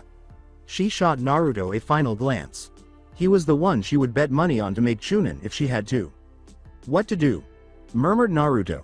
Early morning sunlight filtered through his apartment window as he yawned and sipped his milk. With his hand resting in his chin and his brush twirling aimlessly between his fingers, he gazed down at the scroll on his table. After returning from the Forest of Death last night, he planned to do some basic planning and analysis for how he would approach each opponent in the finals. But after all the strain of the tests, he had simply been too mentally spent. He had considered pushing through it before bed, but this was crucial, and a restful night's sleep would allow his mind to function at its best. The championship game. For Chunin candidates, they appeared to be an effective method of testing. The fact that a month separated them in the preliminary stages was no accident, Naruto knew. By allowing them that much time to identify their rivals, the examiners were essentially pleading with them to demonstrate their strategic thinking. Ability and short-term strategic thinking were already tested in the earlier sections. This would put their long-term planning and thinking to the test. Naruto didn't want to let anyone down. In any case, the finals were going to be difficult. A large number of these competitors were excellent kunoichi and shinobi. The first battle between Naruto and Neji would take place. Tenten and Gaara, Ino and Temari, Shikamaru and Dosu, and Shino and Kankuro came next. With 5 initial pairings, Naruto wasn't entirely sure how the elimination style tournament would operate. Unless they wanted someone to fight twice in one round, one person would have to skip the second round. Then it would happen once more. Naruto had been examining each competitor, some more than others, anyhow. Hyuga Neji. His performance had intimidated Naruto a little. He had used his clan's special taijutsu technique, Ya-Ken, to defeat Hinata with skill and practice. It differed from almost every other fighting style Naruto was familiar with.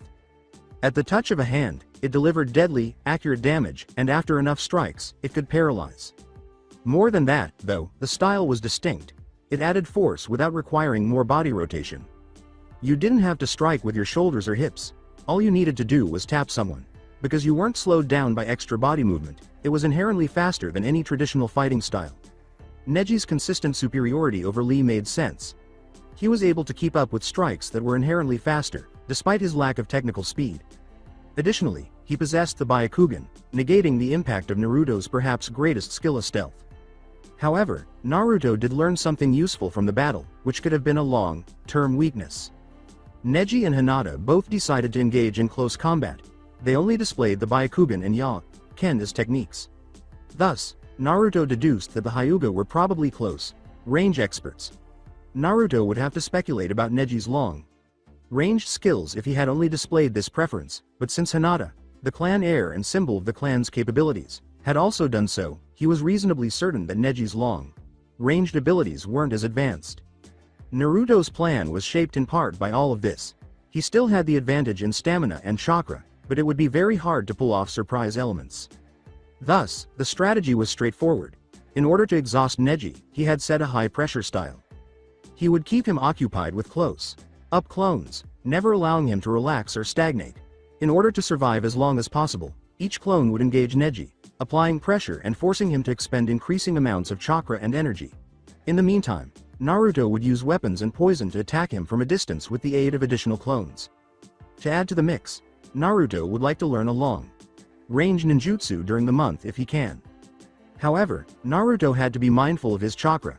He would just spend the month learning as many long-range ninjutsu as he could, call forth a few dozen Kage Bunshin, and have them all spam them if his objective was to defeat just Neji.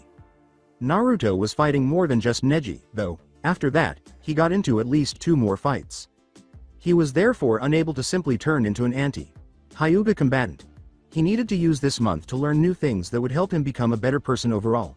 Furthermore, even though he was certain that he could spam Neji, doing so would probably cost him 2/3 of his chakra, which he would need for the upcoming battles. This meant that if he wanted to perform well against other competitors, the more sensible tactic of simply wearing him down would have to be enough. In relation to those other competitors, Kankuro and Shino Aburame, Shino emerged victorious from Naruto. After their battle in the preliminary round, Naruto initially rated him as his most dangerous opponent. Later fights caused that spot to change several times, but it didn't make him any less dangerous, or rather, it only improved the others. Although he was dangerous both close and far away due to his bugs, his style was essentially wear down, using his bugs to drain chakra. Given his abundance of chakra, Naruto would probably be able to outfight many of Shino's opponents. However, he didn't want to rule him out based only on that. He had no doubt that the boy was also capable of controlling a large number of poisonous insects. Ino Yamanaka and Temari. Temari was an expert in futon ninjutsu. He favored her over Ino by a wide margin. She had defeated the Yoroi guy pretty effectively, using her fan to blast him and effectively blocking his attempts to get closer. Naruto would need to find a way to approach, probably by stealth, if they engaged in combat. Although Ino was respectable, Naruto didn't see anything that would lead him to believe she would perform exceptionally well on the tests. Naruto believed her to be the weakest of the competitors. Dosu Kinuta and Shikamaru Nara. Naruto might have dismissed Shikamaru if he hadn't known him in the academy. However, he was aware that Shikamaru was highly intelligent and capable of defeating extremely skilled fighters using only his Kage main jutsu. Naruto was unwilling to consider what he might be able to accomplish with a more extensive arsenal. Because of his skill, Dosu was able to defeat Choji with relative ease using sound-based attacks. Naruto was aware that Shikamaru could probably find a way around them, though. There was Gaara after that. Gaara, he was just a completely different level. He may already be at the level of Jonin. Lee was stronger than Naruto had realized. His jaw had actually dropped several times during the fight due to his displays of sheer strength and speed. Any hope that Naruto would figure out a way to defeat him in the finals was dashed when he opened the gates. Despite his knowledge of Gaara's danger, he did not believe he would prevail in that battle. However, he did. He not only did that, but he permanently disabled Lee. Gaara was by far the strongest competitor in the finals because of his nearly unbeatable defense, his instantly deadly offense, and his bloodlust. Naruto didn't have a plan for him. He wouldn't be able to match Lee using the gates, even if he worked on his speed as much as he could over the course of the following month in order to compete. This implied that Gaara had already shown that he was capable of handling more hardship than Naruto could in a month. His sole thought was predicated on an untested hypothesis. He had no idea how Gaara's sand and water interacted. Perhaps if he could get it wet, that would help. He was unaware. Furthermore, he wasn't prepared to stake his life on a whim. Consequently, Naruto was aware that if it came to him and Gaara, he would simply have to leave before the game began. Utterly remarkable. Naruto let the floating water ball fall back into the trough and looked up at Ebisu. Today, there were 50.1 fewer Anbu in the training ground. Naruto discovered that the Anbu headquarters apparently received new missions only on Saturdays. The fact that they were filed at the Hokage's office prior to their arrival here may have contributed to it. In any case, aside from a few, it meant that the majority of Anbu teams were away on Saturdays. Naruto was okay with that. Being by himself allowed him to focus better during training because he didn't really care how Anbu looked at him. Naruto said, "Thanks, Ebisu. Sensei." The thanks didn't seem to register with Ebisu. He remained enthralled with Naruto's achievement. "This is truly remarkable progress, Naruto. I had heard that those with nature transformation Kekkei Genkai often had an easier time learning their base natures, but to master a basic exercise in only a week and some days, when much of that week was spent at the Chunin exams, it is nothing short of prodigious." Naruto was beaming with joy. "I actually got it down in the middle of the Chunin exams. I was able to make it look like I was sweating by making Suiden chakra." "You first performed it by creating Suiden chakra? Not manipulating already existing water?" "Yeah," was Naruto's response. Ebisu gave a headshake. "Incredible." He grumbled, I must admit, I hadn't expected to move on to futon nature in such a short time period. I hadn't prepared any of the materials we would need, or done much research into it, as I thought you would need much more time to master the basic Suiden exercise. For the first time in my career, I must apologize for coming to a lesson unprepared." "Oh, no worries, if this is the pace you can set," Ebisu replied, seemingly more to himself than Naruto. "We may be able to move our schedule forward quite a bit. Tenzo is due back next week. If you could have the futon exercise down by then, we may be able to start right away with combining the natures." "Ebisu. Sensei," said Naruto. Oh, my apologies, Naruto. I was lost in thought. But yes, this is quite the pleasant development. Have you experienced such rapid success in other areas of your career?" I was able to learn Kage Bunshin in a night. I learned the Enun no Jutsu on my first try. I had heard the previous one, but you say you learned the Enun on your first try? Interesting. It is not a particularly difficult ninjutsu, but still. Have you tried the Kakasu technique since mastering this exercise? Yeah, I actually used it in the Forest of Death. I tried it once in the tower before the preliminaries and was able to do it then as well. Did you do it on your first attempt after completing the exercise? Yeah. It was in a fight with Akusa.nin. Naruto was unsure if Ebisu had sufficient clearance to be aware of Orochimaru. Interesting. You clearly have innate talent, and your potential is quite high given your chakra reserves, and your tenant. My apologies, we've gotten off track. Since we cannot move forward today, let us simply continue working your Suiden chakra. Try levitating 2 balls. This isn't something you need to complete, your competence in it now should be good enough, but it doesn't hurt to better oneself. Naruto sat down, placing his hands on the water paying attention. Taking a seat beside Naruto, Ebisu asked nonchalantly, "Do you find yourself nervous for the exams?" "Hang on," said Naruto. The surface began to ripple in 2 directions. As the other ball stumbled on the surface, one slowly started to rise out of the water, a little unsteady. After a while, Naruto lost focus, and they both fell with a little splash. Not particularly. I think I got each contestant down, except.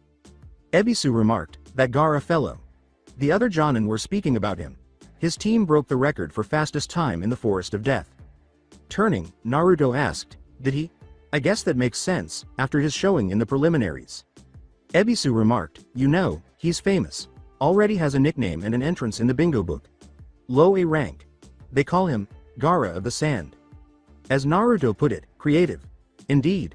That leads me to ask, what is your plan, should you face him?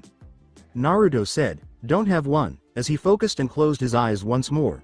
As two balls slowly started to rise out of the water, strain could be heard in his voice as he said, "I think if I face him I'll, just forfeit the match." Before they both fell, the one on the left sputtered, with roughly half of its water leaking out. Ebisu said, "Thank you for your response. I thought I might have to convince you to do so. Now I know, at the very least, that I won't be losing my student." Naruto laughed and said, "Thanks for the vote of confidence, sensei." Ebisu pushed up his glasses and grinned.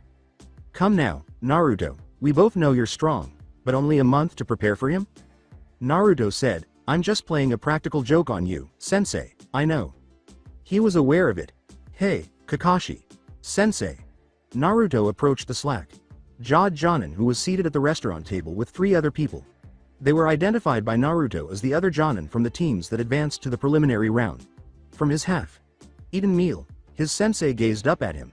For a moment, Naruto pondered how he managed to eat while wearing his mask. "Ah, Naruto. What brings you here?" Naruto remarked, "Looking for you, actually. I wanted to know if you were available to train me for the finals." "Sure thing, Naruto. We can get started tomorrow." Kakashi responded, "I was actually going to go find you after this. The Hokage asked me to tell you that he'd like to see you here at 7. "Oh. Thanks, sensei." "Of course. Now, I believe you've already met Kurenai. This here is Asuma Sarutobi and Maeda Guy." Naruto directed the subsequent statement to Asuma and said, "Nice to meet you too. Any relation to our Sandaime Hokage?" Asuma uttered, "My father. Nice to meet you. Kakashi here was just bragging on you, Naruto." In a voice so animated that it startled Naruto, Guy exclaimed, "And I must say, the praise wasn't unfounded.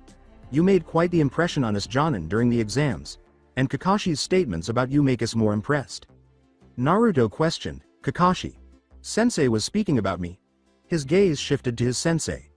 The man was chewing a piece of sushi that he had somehow slipped under his mask in the brief moment that Naruto's gaze was on Asuma, and he didn't appear to be listening. According to Kurenai, he was. Particularly about what you did in the forest, if you and your teammates' report is to be believed. Yes. They were aware of Orochimaru. Naruto remarked, "Just luck. I wouldn't have survived a second if he was actually trying to kill me." Asuma stated, "Of course, we aren't denying that. More how good your decision-making was at the time." Naruto said, "Thanks for the praise. I guess asking you all to not tell your genin that I was faking incompetence in the prelims would fall on deaf ears?" "Ino already didn't believe me when I told her," Asuma replied, "so you got that on her if it comes down to you too." Naruto questioned, "And I'm guessing Shikamaru already knew?" Asuma's smile revealed it. Kurenai stated, "Shino suspected it as well, and I haven't had the chance to speak with Neji," said Guy. Guy grinned toothily and gave a thumbs up. "But, my philosophy on these matters is to not interfere, and let my students fight opponents when they're at their best. Your secret is safe with me, Naruto." Naruto blinked. He didn't anticipate that. "Well, whatever. It's best to avoid scrutinizing a gift." "Oh," said Naruto. "Thanks. I am curious as to how far your skills go, Naruto." Asuma responded. "Tell me, of the candidates for the finals, which do you think have the opportunity to become Chunin?" Naruto inquired, "Is this a test?" Asuma smiled and responded, "If you want it to be." After looking down at his sensei once more for support, who remained silent, Naruto looked back up. "I can't speak towards how the others may grow in the month between. But, if I had to give a list based on what I saw in the preliminaries, I'd say the best picks for Chunin are Shikamaru, Gaara, me, and Shino." "As I assumed. So you've already figured out the final secret?" Crypt? Asuma glanced up at Naruto, a little taken aback by his question. "That winning or strength aren't important in the finals. Just using strategic thinking and trying to find a Chunin mindset?" Asuma uttered those words. "Wasn't that meant to be a secret? That seemed apparent to me. For a while, there was silence at the table." "Kakashi, where did you find this child?" Asuma uttered those words. Kakashi replied, turning to a page in his book, "At the supermarket." Asuma shook his head, "He was on sale, too." "A near perfect answer." Asuma said, you Naruto, not Kakashi. But I have to ask. If you know that Gaara is more about strategy than sheer power, why was he included on that list? Asuma hemmed in agreement, the guy's just too powerful, Naruto said, because if you're already that strong going into the Chunin exams, that just can't be ignored. As well as an A rank in the bingo book. Gazing off into the distance, Guy remarked, you're forgetting his most daunting attribute. He's a Jinchuriki. What? Naruto uttered those words. You were unaware. It was one of Suna's main points of contention for this year's exams, Kurenai stated. As a declaration that he could outperform everyone in the exams, they only sent Gaara. His other team members are merely formalities. Naruto said, I didn't know. Which gave him a new perspective on Gaara and Lee. I didn't plan to fight him, just give up the moment our match started if we met in the exams, but still, Naruto said. Speaking up for the first time, Kakashi stated, that's the wisest option. Some opponents just can't be overcome. When Naruto entered the Hokage's office, he could sense the tension in the air. The Sandaime was standing at the window, overlooking the village, and although Naruto knew the Hokage had heard him enter, he had not yet acknowledged him. The man's shoulders appeared tense, as if he were prepared for a fight. Date, Naruto's new doctor, was standing in the corner of the room, and his eyes darted between them, feeling a little uneasy, before he coughed into his fist. Lord Hokage, you wanted to see me? The Sandaime sat down, put his pipe down, and rested his hands in a finger bridge in front of his face after saying nothing for a while and simply taking a drag of his pipe before turning and returning to his desk. Yes, Naruto, I did. Take a seat. Am I in danger? As he asked, Naruto became aware of how juvenile the question sounded. No, nothing similar. My mood stems more from the topic we have to discuss today. Naruto waited while the Hokage arranged some papers on the desk. Was he nervous? The Sandaime was a master at hiding his emotions, so it must have been that he was allowing him to see his nervousness or that the topic was simply that weighty. And, Lord Hokage, what topic is that? I must ask that you find it in yourself to forgive me and wait for the explanation of my actions before drawing any conclusions because I have been lying to you about it, Naruto, for a long time. His brow furrowed in perplexity. Did he think he would be angry? At what time? Please know, Naruto, that I view you like I view my own grandchild. Everything I've done is to protect you, and even though the choices I've made were to protect you, they have pained me. Perhaps not as much as they have pained you, but they have pained me indeed. Lord Sandaime, you're scaring me a bit. What's this thing you've been lying to me about? Naruto's thoughts came to a halt when he heard, it is the subject of your parents. He parted his lips to speak, then shut them again without saying anything. His parents? Naruto said, What about my parents? I understand if this is upsetting news, but the identity of your parents is something that I have known since your birth. Something I have kept from you. Naruto questioned, who are they? Where are they? Are they alive? The hope that rose in Naruto's chest was dashed when he was told, they are not alive. Both died shortly after your birth, defending you and the village from the Kyuubi attack. They died as heroes, sacrificing themselves for the good of the village. Unknowingly returning to his previous manner of addressing the Hokage, Naruto said, Gramps. You still haven't answered. Who are they? The Hokage remained silent for a moment longer. I'm afraid. I still cannot tell you. The two were silent for a beat, and the only sounds in the room were the ticking of the clock and Date's slow breathing as he turned his attention from the situation to his clipboard. The Sandaime looked back at Naruto with sorrow in his eyes. You brought me in here. To tell me that you've lied to me my entire life about something so important to me. That you know my parents, and then tell me I still can't know them? The Sandaime looked at each year of Naruto's age and said, can you allow me to explain, Naruto? Rubbing his eyes, Naruto uttered, please, do. I intend to tell you soon. Just not yet. Not yet. Why? How soon will you tell me? That depends on your progress. I need time in order to tell you in the world, time to develop you into a better shinobi. I intend for this to go as quickly as possible, but it will take time nonetheless. The reason I keep this from you not out of malice. Rather, to protect you. From assassins. Your parents, during their lifetime, were two ninja of outstanding ability and skill, ones that became infamous among their enemies. They both killed many. So many that, if the information that you were their child got out, you would be hunted, tortured, and of course, killed, to avenge those that lost their lives at your parents' hand. How many? Inquired Naruto. How many enemies did they make? The Sandaime said, thousands. Thousands. Murmured Naruto. As more silence elapsed between them, he processed this. To what extent were they significant? Naruto didn't feel at home. He had been an inconsequential nobody. Orphan all his life. He had discovered in the past few months that he had a demon in his stomach, a family history he needed to conceal, and parents who were so well known that they had literally made thousands of enemies. I cannot tell you their identity, the Sandame continued, because the secret is one so dangerous that I cannot let it out until I am sure you are capable of defending yourself from the many shinobi and kunoichi that would come after you. Or, at the very least, until your reputation is such that few would think it a worthwhile investment to try and kill you. I could not even risk only telling you. Naruto looked down at the ground. Sandame asked, "Are you alright, Naruto?" "Am I alright?" Naruto returned the question. Naruto trailed off and inhaled deeply before continuing, I don't know, I'm definitely frustrated at something. You? The situation? I don't know. I'm sorry, Lord Hokage. If all that's true, then I understand your reasoning, it's just. According to the Sandame, I know, Naruto.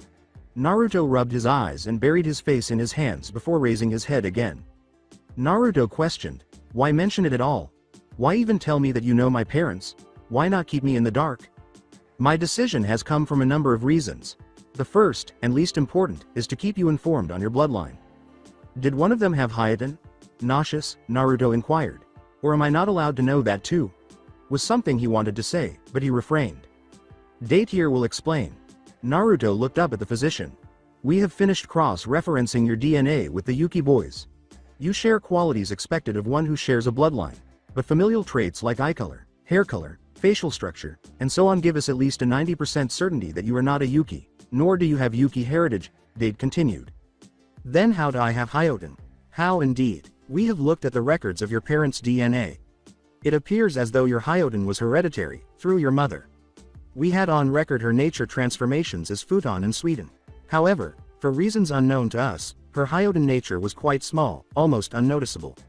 Certainly not big enough to show up on chakra paper, which is why we never knew about it. So, what does that mean? Was it, like, dormant? No such trait exists that could make a nature transformation dormant. We've only just begun research into this anomaly, so we would like to ask for some time. Hopefully then, we can come up with a working theory as to how this showed up.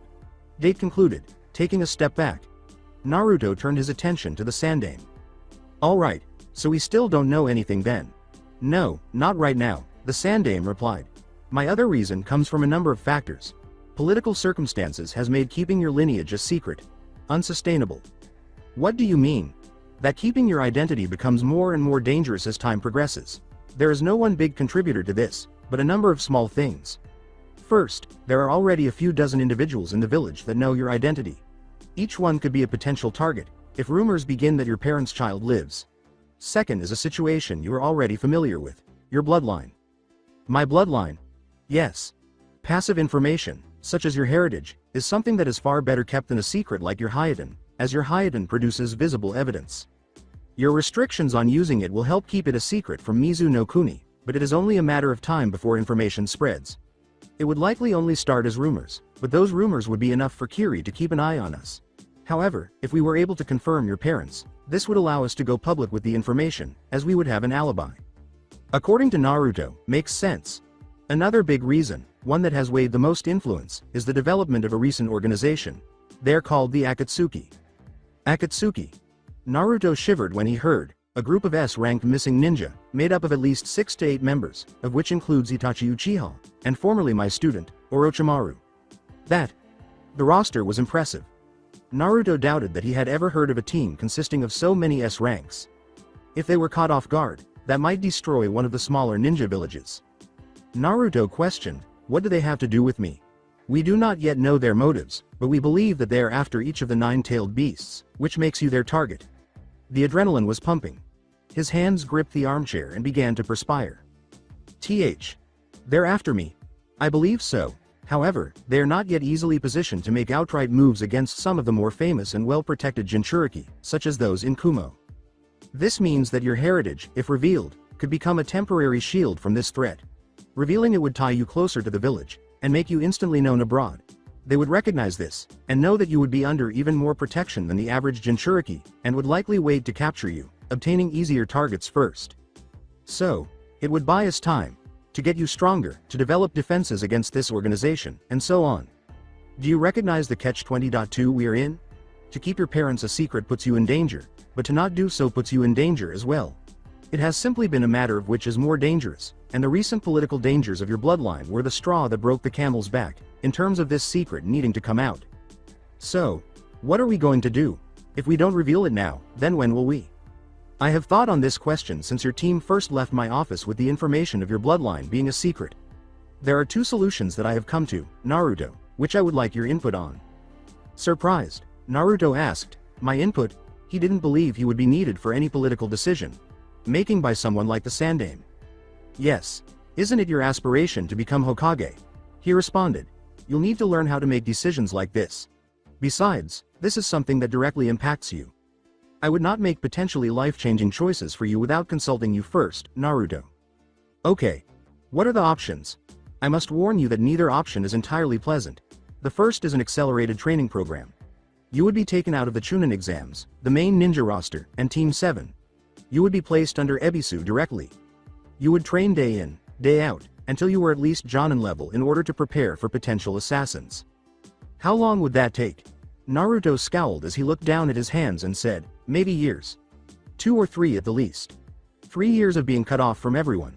Perhaps more if he didn't make enough progress. The idea didn't sit well with him. The Sandaime inhaled and asked, and the other option? The other option is perhaps more dangerous. It is, in essence, a bluff. A bluff? Being Jonin level would fend off many assassins, but so would projecting the idea that you were Jonin level. The danger of assassination comes because you are a genin, untested, easy to pick off. If the world believed you to be stronger, even if you weren't, it would dash the thoughts in these would-be assassins' minds of trying to take you out. Even if they could accomplish it, you'd likely be strong enough to fight them off for a bit, enough to catch a fellow Konoha shinobi's eye and incur an international incident. So, how do we do that? Make everyone believe I'm that good? I doubt you're about to promote me to Jonin. No, indeed I'm not. Such an immediate promotion would be dubious in many people's minds. We would need something more legitimate. Before I explain the plan, however, I need you to know that this is a gamble, Naruto. Perception of strength is powerful, but actual strength is obviously preferable. If someone does call our bluff, and send an assassin anyway, then I fear for your safety. This means our bluff needs to be convincing. What do you have in mind?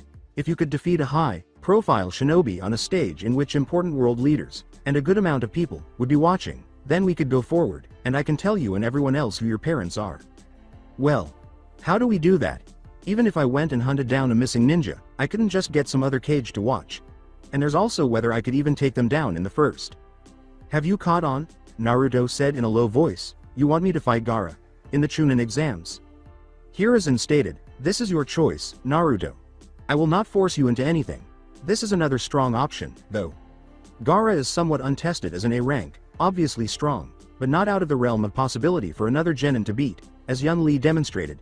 However, his acclaim is quite high, given that he is a Jinchuriki. If you could defeat him at the Chunin exam finals, a public place where other cage will be watching, then it would solidify your... Stop. Naruto uttered, I understand the political motivations, but please, stop. I just... His face dropped into his hands, and his voice wavered. I understand if you are scared, Naruto. This is not an easy task, Head still buried, Naruto asked, scared? I don't care about that. Yeah, I'm terrified of the guy, but that's the least of my worries. Hiruzen asked in a worried voice, then what is it, Naruto? You're forcing me to make a decision, Naruto yelled, raising his head. Hiruzen noticed that he was crying. You're making me choose between almost certain death and knowing my parents. You're dangling them in front of me and telling me to get to them. I have to get through a monster. I get all the reasons. I get why. It's just. And Naruto began to weep. That's just really messed up, Gramps. Earlier in his lengthy career, Hiruzen witnessed the weight of being a cage and how even the best political choices had very real repercussions for individuals like Naruto. He felt the weight of the village and its inhabitants on his elderly shoulders as he watched Naruto's tears fall onto his pant legs. His voice was scratchy as he said, I know Naruto. Naruto wiped his cheeks and gazed up at the Sandaime, his eyes red, saying, oh, how I know. Can I have some time to think about this? Can I just tell you tomorrow or something? Said Naruto. The Sandaime gave a nod. Naruto stood up and walked away without being fired. He left some of his faith in the Sandaime behind and left the room. Hiruzen remained silent as she watched him leave in agony.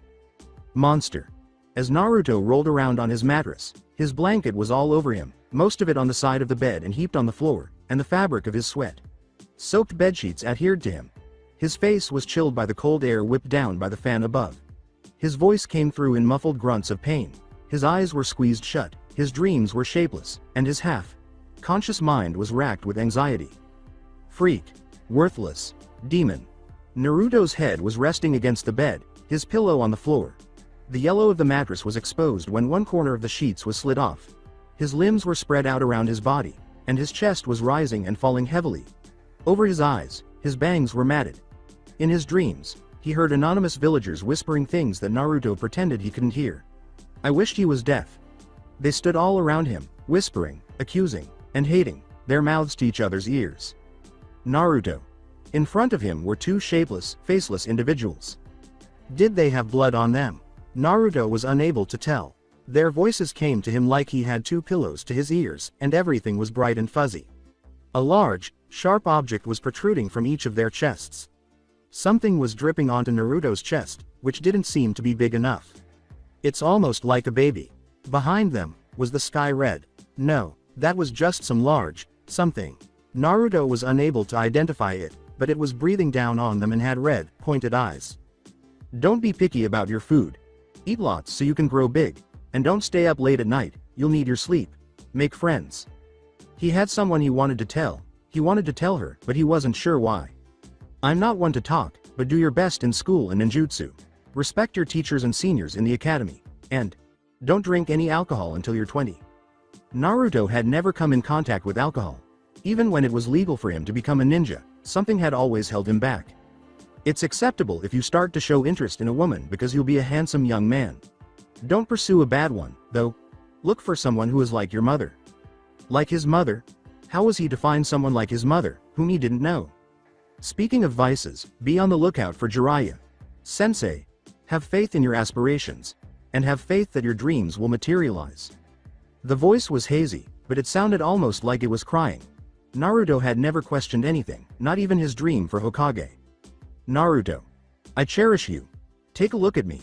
Your father won't have as much time because I talk too much. That's okay. Naruto. My guidance as your dad, is all your chatty mother said true? Wait, they were here, they were with him. He could have his mother, his father. Hake Fuin. Everything turned white, and Naruto woke up in his bed, gasping for air.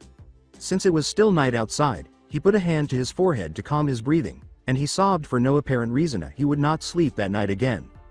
Naruto. You look terrible. Naruto had spent the entire morning trying to figure out which house in the Uchiha compound Sasuke lived in, since most of the buildings were deserted, and this was the only one with lights on and appeared to be dust-free. Sasuke opened the door a little wider, and his face was a little sweaty. He must have finished his morning training. Sasuke. Do you have a moment? Naruto said, I need some help. Sasuke waved him inside, and he entered. A month prior, Naruto was certain Sasuke would have simply closed the door on his face, but after the forest. Sasuke led him into the kitchen and opened the refrigerator. The house was smaller than he had anticipated, with very little furniture, just enough to let him know someone lived there, and he assumed that Sasuke wasn't too keen on staying in his old house after Itachi. He must have chosen this one for himself, and Naruto understood. Well, I'm without ramen. It's okay. Sasuke sat across from him at the table and said, I'm not hungry. He nodded and closed the refrigerator, and he appeared uneasy. Naruto wondered if he was Sasuke's first ever guest in his house, aside from perhaps Kakashi Sensei, and he didn't particularly enjoy having people in his apartment. Have you been working out? Sasuke shook his head when Naruto asked. The seal. It has been. You got it. What time will you be in for that? Really, today. I'll be heading to the hospital in an hour.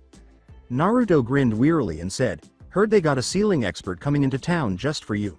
Sasuke sneered. He had already arrived for other appointments. A moment elapsed between the two. So, the timing just happened to be right. What do you need? Sasuke said. A few. Advice, I suppose. Roughly, the Hokage. He is aware of my parents' identities. Sasuke's eyebrows shot up. Who are they? He is unable to inform me. He is unable to inform anyone. It seems that the information is so delicate that I won't be able to know until I'm strong enough to protect myself from potential attackers. The former adversaries of my parents, etc. Because some people didn't like your parents, he can't tell you? More than a few. How about a dozen or so? Sasuke remained silent and said, try a couple thousand. Apparently, though, he needs to tell me soon, because of some political circumstances surrounding. Naruto considered his options. Sasuke was unaware of the Kyuubi, and if he wanted to begin explaining this Akatsuki group, he would have to inform his teammate, of which he lacked the authority, and he wasn't totally sure how Sasuke would react if he found out his brother was a member of the group. In what area? Sasuke inquired. My ancestry, stupid politics, and a lot of other things. Such things. However, the elderly man. He offered me something. I must either isolate myself and train until I reach the level of Jonin, or...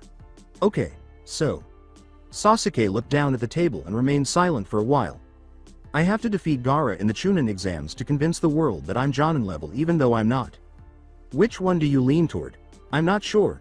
In my mind, I know that simply attending the training is the better course of action, but... I'm not sure. The thought of being aware of my parents' identities, even if it means battling Gaara. You'll get to know who they are either way. I understand. I detest that about it. It reminds me of the impatience and stubbornness I experienced prior to Nami. The old me seems to be yelling at me to hurry up. And I'm really bothered by that. I don't want this to make me impatient. The level head I've had since Nami is what I want, but this... I'm being really messed up by this. I feel the same about Itachi. Naruto said, glancing up at him. I felt great about the transformation I had made in the forest. I discovered that lately, I haven't been thinking like an Avenger or someone who is strength obsessed. However, as I went by my parents' former residence, all of that appeared once more for a brief moment. What were you doing? Sasuke shrugged when Naruto asked. I went home. It eventually disappeared, but it got me to wondering what might occur if, I'm not sure, if I ever see him again. Do you intend to charge him? I hope I wouldn't. Sasuke didn't say it, but Naruto felt like he was going to follow that up with a, but. Naruto sighed, thinking that he had never experienced anything like this before. He had known that all of his previous tendencies had sprung from the need to be loved and accepted, and he had been trying to escape that with his new attitude, with some success, but he hadn't faced a significant obstacle yet. He hadn't been tempted by anything, and the closest thing was when he felt a little uneasy around the Anbu during his and Ebisu's first training session. Additionally, I simply feel like, I'm not sure, for the next few years, I would be abandoning my entire life. That's not what I want to do. For the first time in my life, I feel as though I've only recently begun to meet people who value me, who are near me, who adore me. And only having them for a few months now, then having to hide away for years to train away from them all. It hits that same need, to feel loved and acknowledged. At the end, Naruto laughed and said, yeah. He then grinned and added, not to mention our senseis got me feeling guilty about maybe leaving you guys, with the whole, abandoning teammates, thing he instilled in us. A smile came to Sasuke's face. I'm touched. Sasuke's grin expanded into a narrow-eyed smile as he said, har. Don't go expecting those too often. They were silent for a while. Feeling better? Inquired Sasuke. Naruto remarked, helps to get it out in the air. Sasuke opened his mouth, paused, and then shut it. What do you think I should do? He asked. He pondered for a while. Sincerely, Sasuke said, I don't know. Yeah, I was worried you'd say that. Naruto sighed again and said, this Gaara guy. You think you can even beat him in the first place? No, the Sandaime thinks I can for some reason. In technical terms, the guy sucks. He has no taijutsu prowess, no speed, no reflexes. I watched it all during his fight with Lee. His base skills as a ninja are awful. It's just that his defense is so good that he doesn't need any of that. Since he's completely impenetrable, and since his sand also has lethal offensive capabilities, it makes him almost impossible for most people to fight, even though most people could mop the floor with him if they found a way around his shield. So how did Lee do it? Get around his shield. Insane speed curated by focusing his entire ninja career on just physical attributes, and I have a month. So, in essence, this guy is basically a Tokubetsu Jonin, with a specialty in defense? I guess so. Actually, no, being a Tokubetsu Jonin implies that your overall capabilities are all Chunin level, and you have Jonin level or above in one area. He's basically academy student in everything else, except for ninjutsu offense with his sand, which is probably Chunin level. And I suppose chakra. He must have quite a bit to control sand constantly like that. I guess I can see where the Sandaime's thinking he's a paper tiger as an A rank.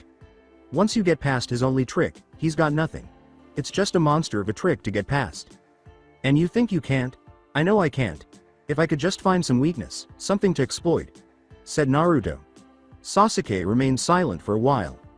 Naruto looked up and said, Kakashi-sensei didn't want me to tell you, but we talked together about the Forest of Death, and my change. We got on the subject of you, and sensei said that when you made Chunin in these exams, and then completed the minimal prerequisite amount of missions, he was going to recommend you for Tokubetsu Jonin. Naruto looked up.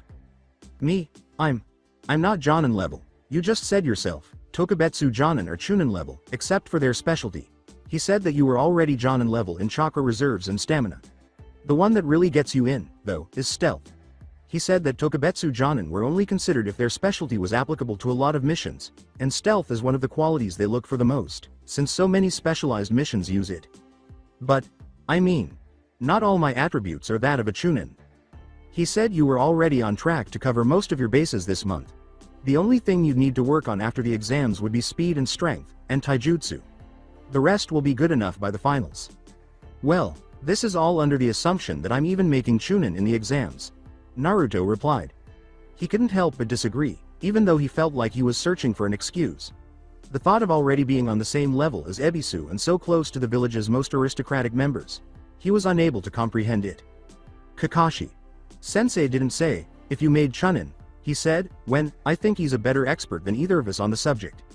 The point I'm making, Naruto, is if you outclass this guy in every area of a ninja but one, and on paper you are the same level as him in terms of how you both should be ranked, then I think Gar is more beatable than you think. But that's just it. It's on paper. That doesn't change that I still need to get around the intangible he holds, which is unbreakable defense. And even if I get through his shield, there's still his sand armor too. I don't know if I can come up with anything that'll puncture that. Just give it some thought. I'm sure you can come up with something. Sasuke replied. For a while, the two sat in silence. The silence wasn't awkward. They were at ease. Naruto inquired, how's your training going? Good.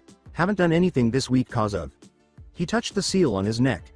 But, I've been reworking my schedule.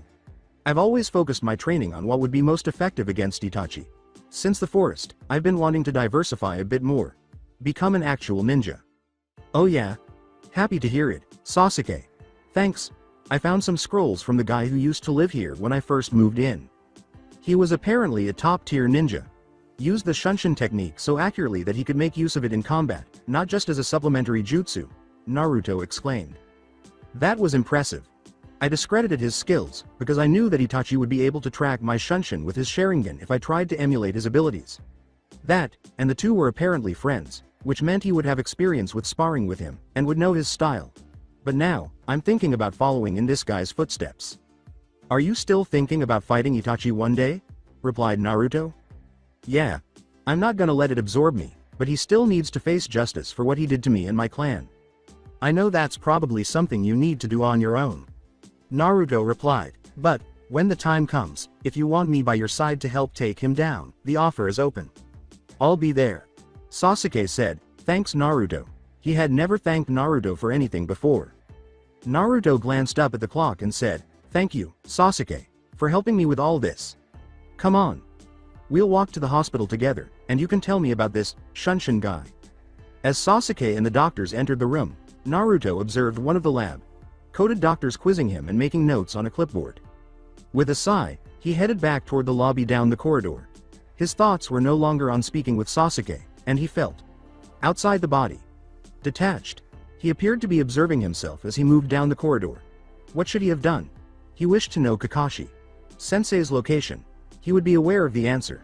He hadn't seen the man yet, but he said he would begin training him today.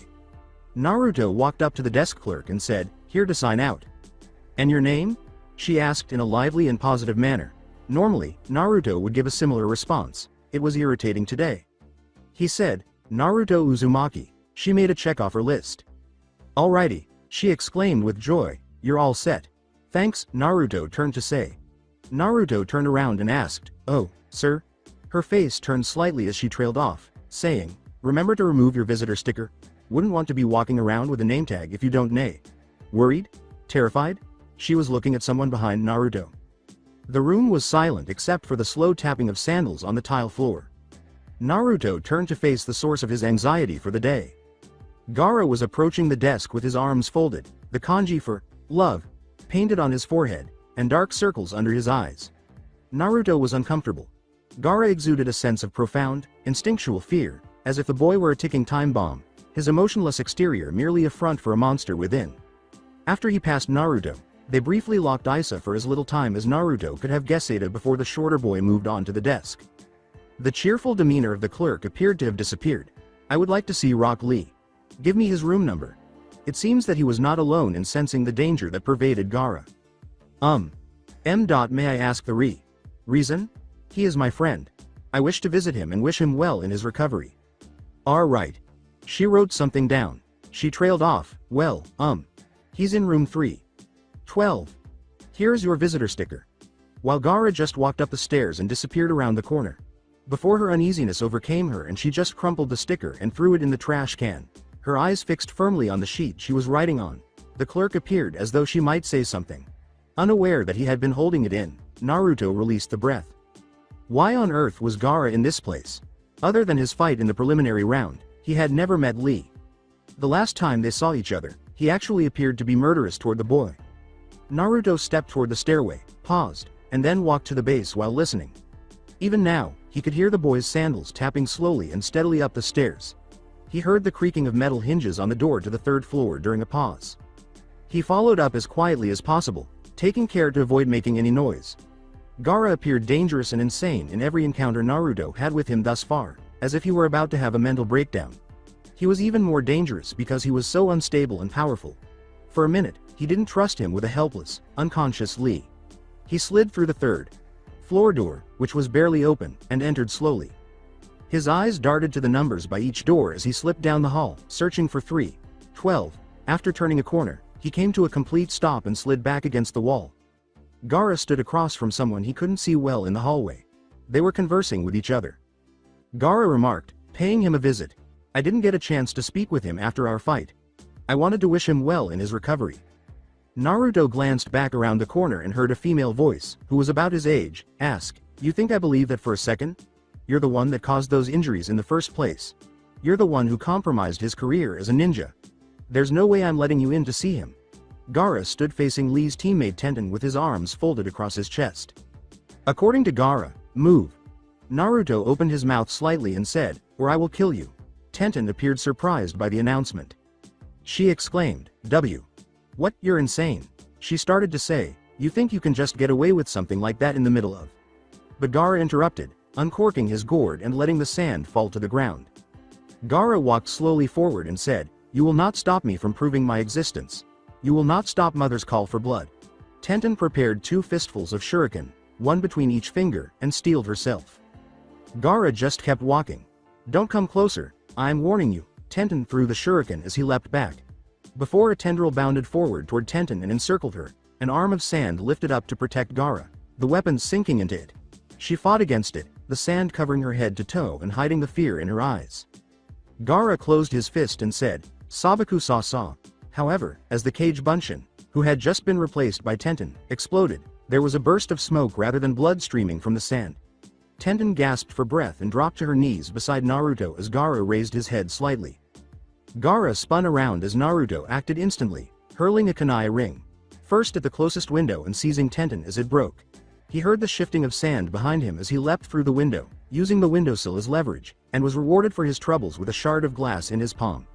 As the two of them flipped over the window and became stuck on the wall below it, a blast of sand flying over their heads, he let out a painful grunt.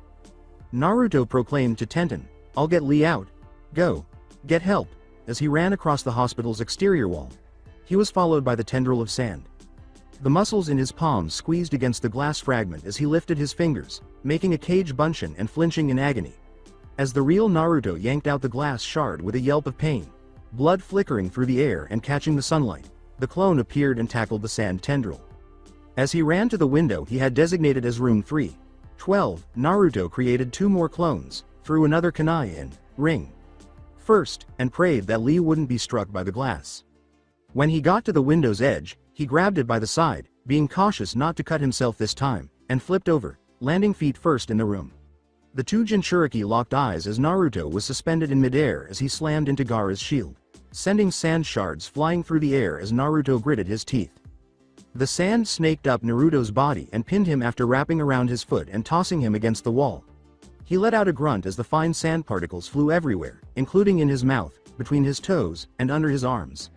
He looked at Lee, the unconscious boy with his limbs dangling from the ceiling in slings. He glanced up at Gaara, who had his arm up and his hand open, glaring at him in a low, emotionless manner. "Sabaku saw," Gaara said, closing his fist. As before, though, all he got was a burst of smoke as one clone took the place of the real Naruto, and his second clone took the place of Lee. Naruto reoriented himself as his vision suddenly swam from the replacement, instantly adhering to the wall, and then reaching out to catch Lee. He winced when he realized he had caught him by his bad arm, and he heard some grinding in the unconscious boy's joints. The civilians looked on in shock as he landed back first on the ground in a thud of flesh against hard concrete, the wind knocked out of him from the impact. Gaara came floating down on a small platform of sand, particles dripping off it in little clumps, looking down at Naruto. He placed his arms around Lee's waist and shot off the wall as a blast of sand came through the window.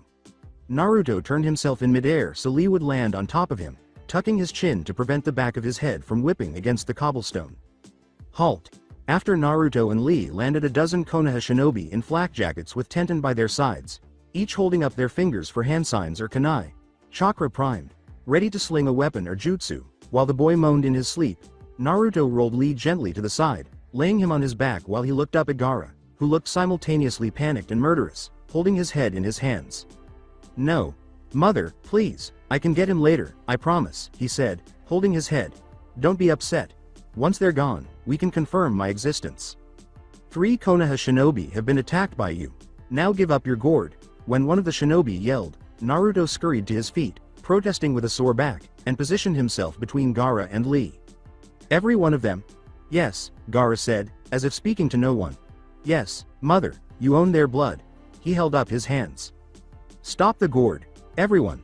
My mother will not be denied by you. You won't turn me away." With a voice full of obsessed madness, Gaara screamed, and as all of the Konoha shinobi raised their weapons, sand rose from his gourd.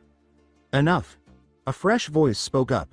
All of the Konoha shinobi paused at the sight of this new arrival, and Gaara's Jonin sensei fell to the ground next to his genin, seemingly jolting him out of his reverie as he looked up at him in surprise. "Who are you?" The shinobi said, one of them. "I am Baki, this genin's sensei and a member of Sanagakure's High Council. What right do you all have to attack my pupil?" "Get out of here." A Konoha Jonin stepped forward and declared, 3 genin were attacked in this hospital by your student.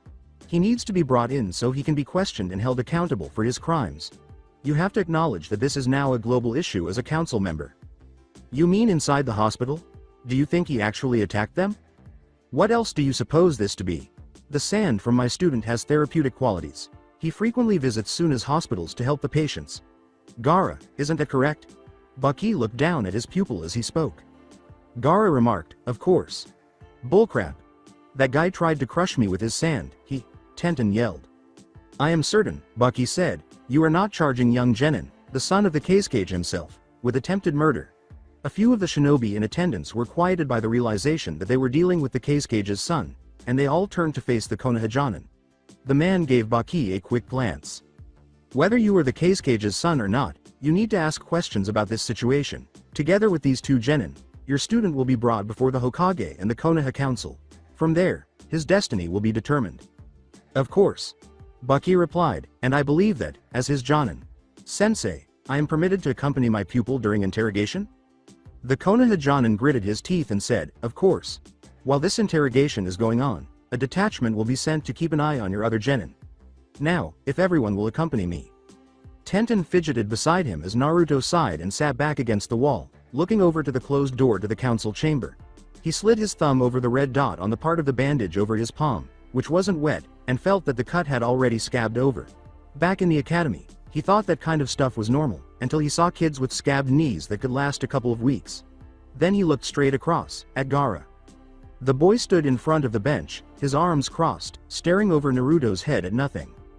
Naruto didn't know why he didn't sit, and he sighed through his nose. What had happened to Naruto back there? He hadn't been smart about how he approached Gaara. If he thought something suspicious was going to happen, he should have sent a Kage Bunshin to follow him, and he should have just sent a clone into Lee's room first, without putting himself in danger. By handling it, he put Lee in danger and probably just hurt him more. Gaara was small for his age, and if Naruto hadn't known from the Chunin exams, he would have assumed that he was an academy student. His skin was ghostly pale and spotless. Almost all ninjas could boast of scars, and most academy students even acquired some during training. Naruto didn't have any because his palm had already healed, but even so, it was unsettling for a ninja to see the boy's skin so flawless, as it spoke to his invincibility. Why did you attempt to murder him? Gaara didn't even give Naruto a glance as he said, the tournament wasn't enough? Was ruining his ninja life not enough? Had to kill him too? Naruto sneered, yes. Gaara replied, as casually as if someone were asked if the sky was blue. You're a psychopath. The two of them were silent as Naruto looked at Tenten, who appeared agitated and uneasy. Naruto sensed something was wrong and turned back to Gaara, who was staring at him. My mother says that. Naruto looked directly at Gaara, who presumably knew who mother was by now. You're like me. Does she? She has been agitated. Ever since we arrived, she has sensed your presence. She knows now because she's been around you. WH. What is he discussing? Tenten questioned, but Naruto just stared down Gaara without responding. The boy gave her a blank look before a hint of insanity returned to his eyes. She cries out for your blood. Desires it. Additionally, I also do. Why is that? Why would you want to kill me? Naruto inquired. According to Gaara, proof of my existence. Gaara said, I think there are easier ways to prove you exist than killing me. Naruto thought he would remain silent for a moment before he spoke once more.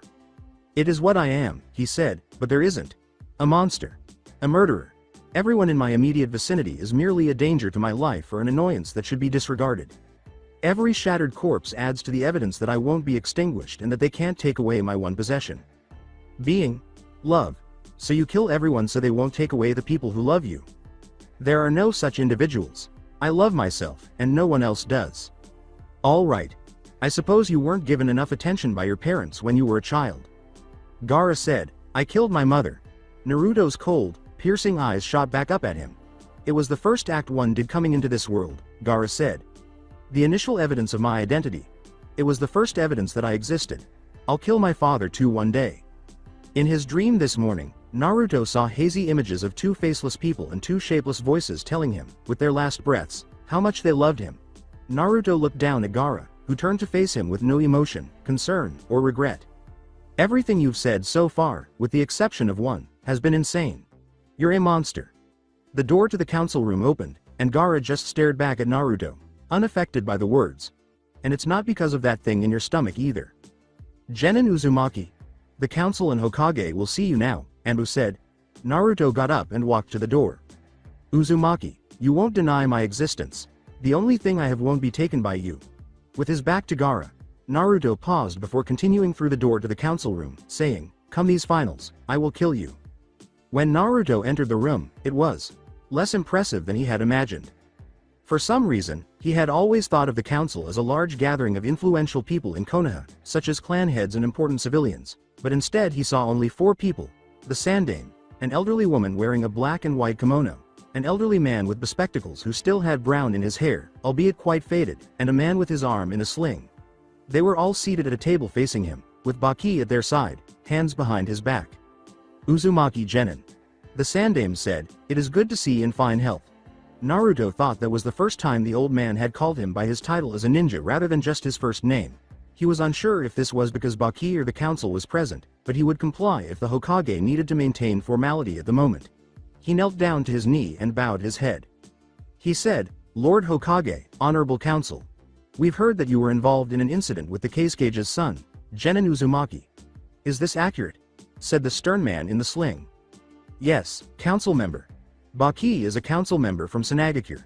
According to him, Gaara was only trying to heal Genin Rock Lee. We want to ask you about your version of what happened, the man went on. Danzo? Sandaime said. Yes? The stern man replied. I would like to conduct this portion if that is okay with you. The newly revealed Danzo looked up at the Sandaime, his lone eye calculatingly observing him. He said, as the Sandaime Hokage wishes. With a little puff from his pipe, the Sandaime said, thank you. Genin Uzumaki. I think that all of the Konoha Genin in the Chunin exams received a formal notice about Gaara from my office. Did you not receive this? Lord Hokage?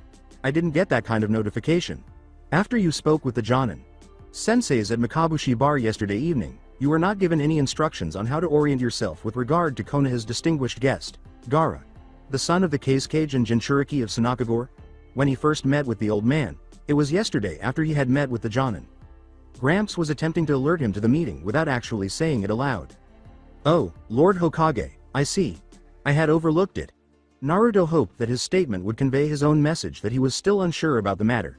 I saw the notice in my mailbox at my apartment, but I have yet to read it. That's perfectly fine. Now is as good a time as any for you to decide how you will conduct yourself around Gaara.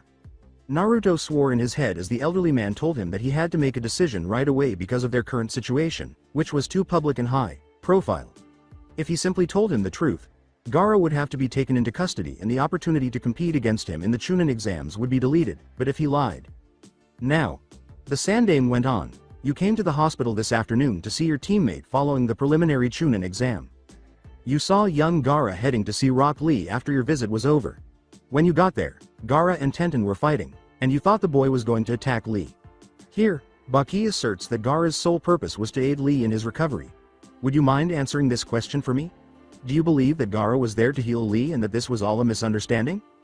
This was the final decision. If he accepted, Naruto would battle Gaara in the exams. If not, Gaara would be imprisoned, tried, or whatever. In any case, he would not be allowed to compete in the Chunin exams, and Naruto would spend the next 3 years in training. Lord Hokage, could I please have a moment to mentally go over the specifics? Check to see if I missed it. Come now, boy. Is remembering really that hard? Said the older man wearing glasses. Homura, now. A good shinobi does consider all relevant factors when analyzing the situation. By attempting to remove his personal prejudice from the matter and conduct the most thorough analysis possible, Genin Uzumaki is helping us.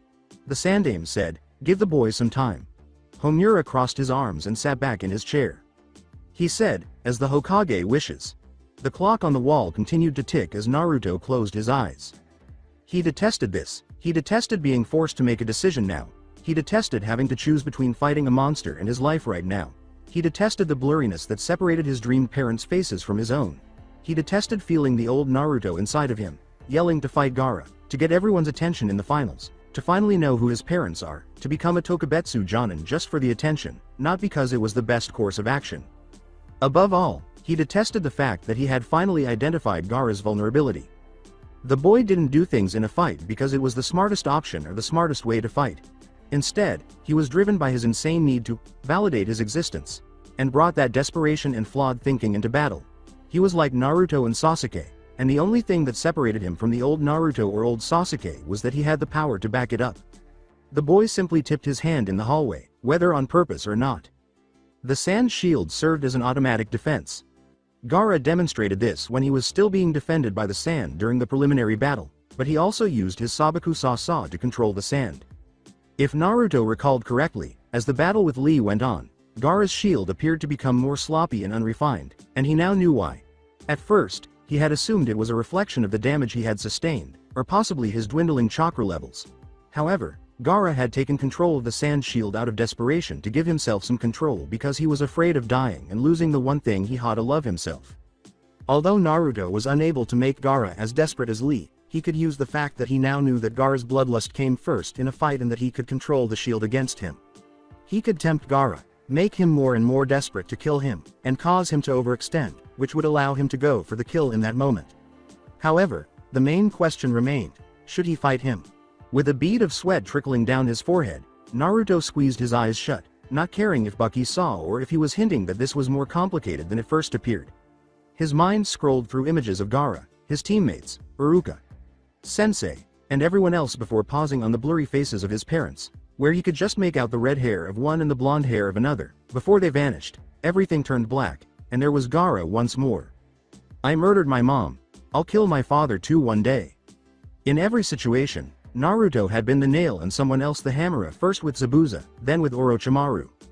He had never been the hammer or the one to show someone the reality of the ninja world, but with this murderous, psychotic boy, he was going to show Gaara what this world was really like, and then he was finally going to know who his parents were, finally get the love he never had, finally know he was worth something.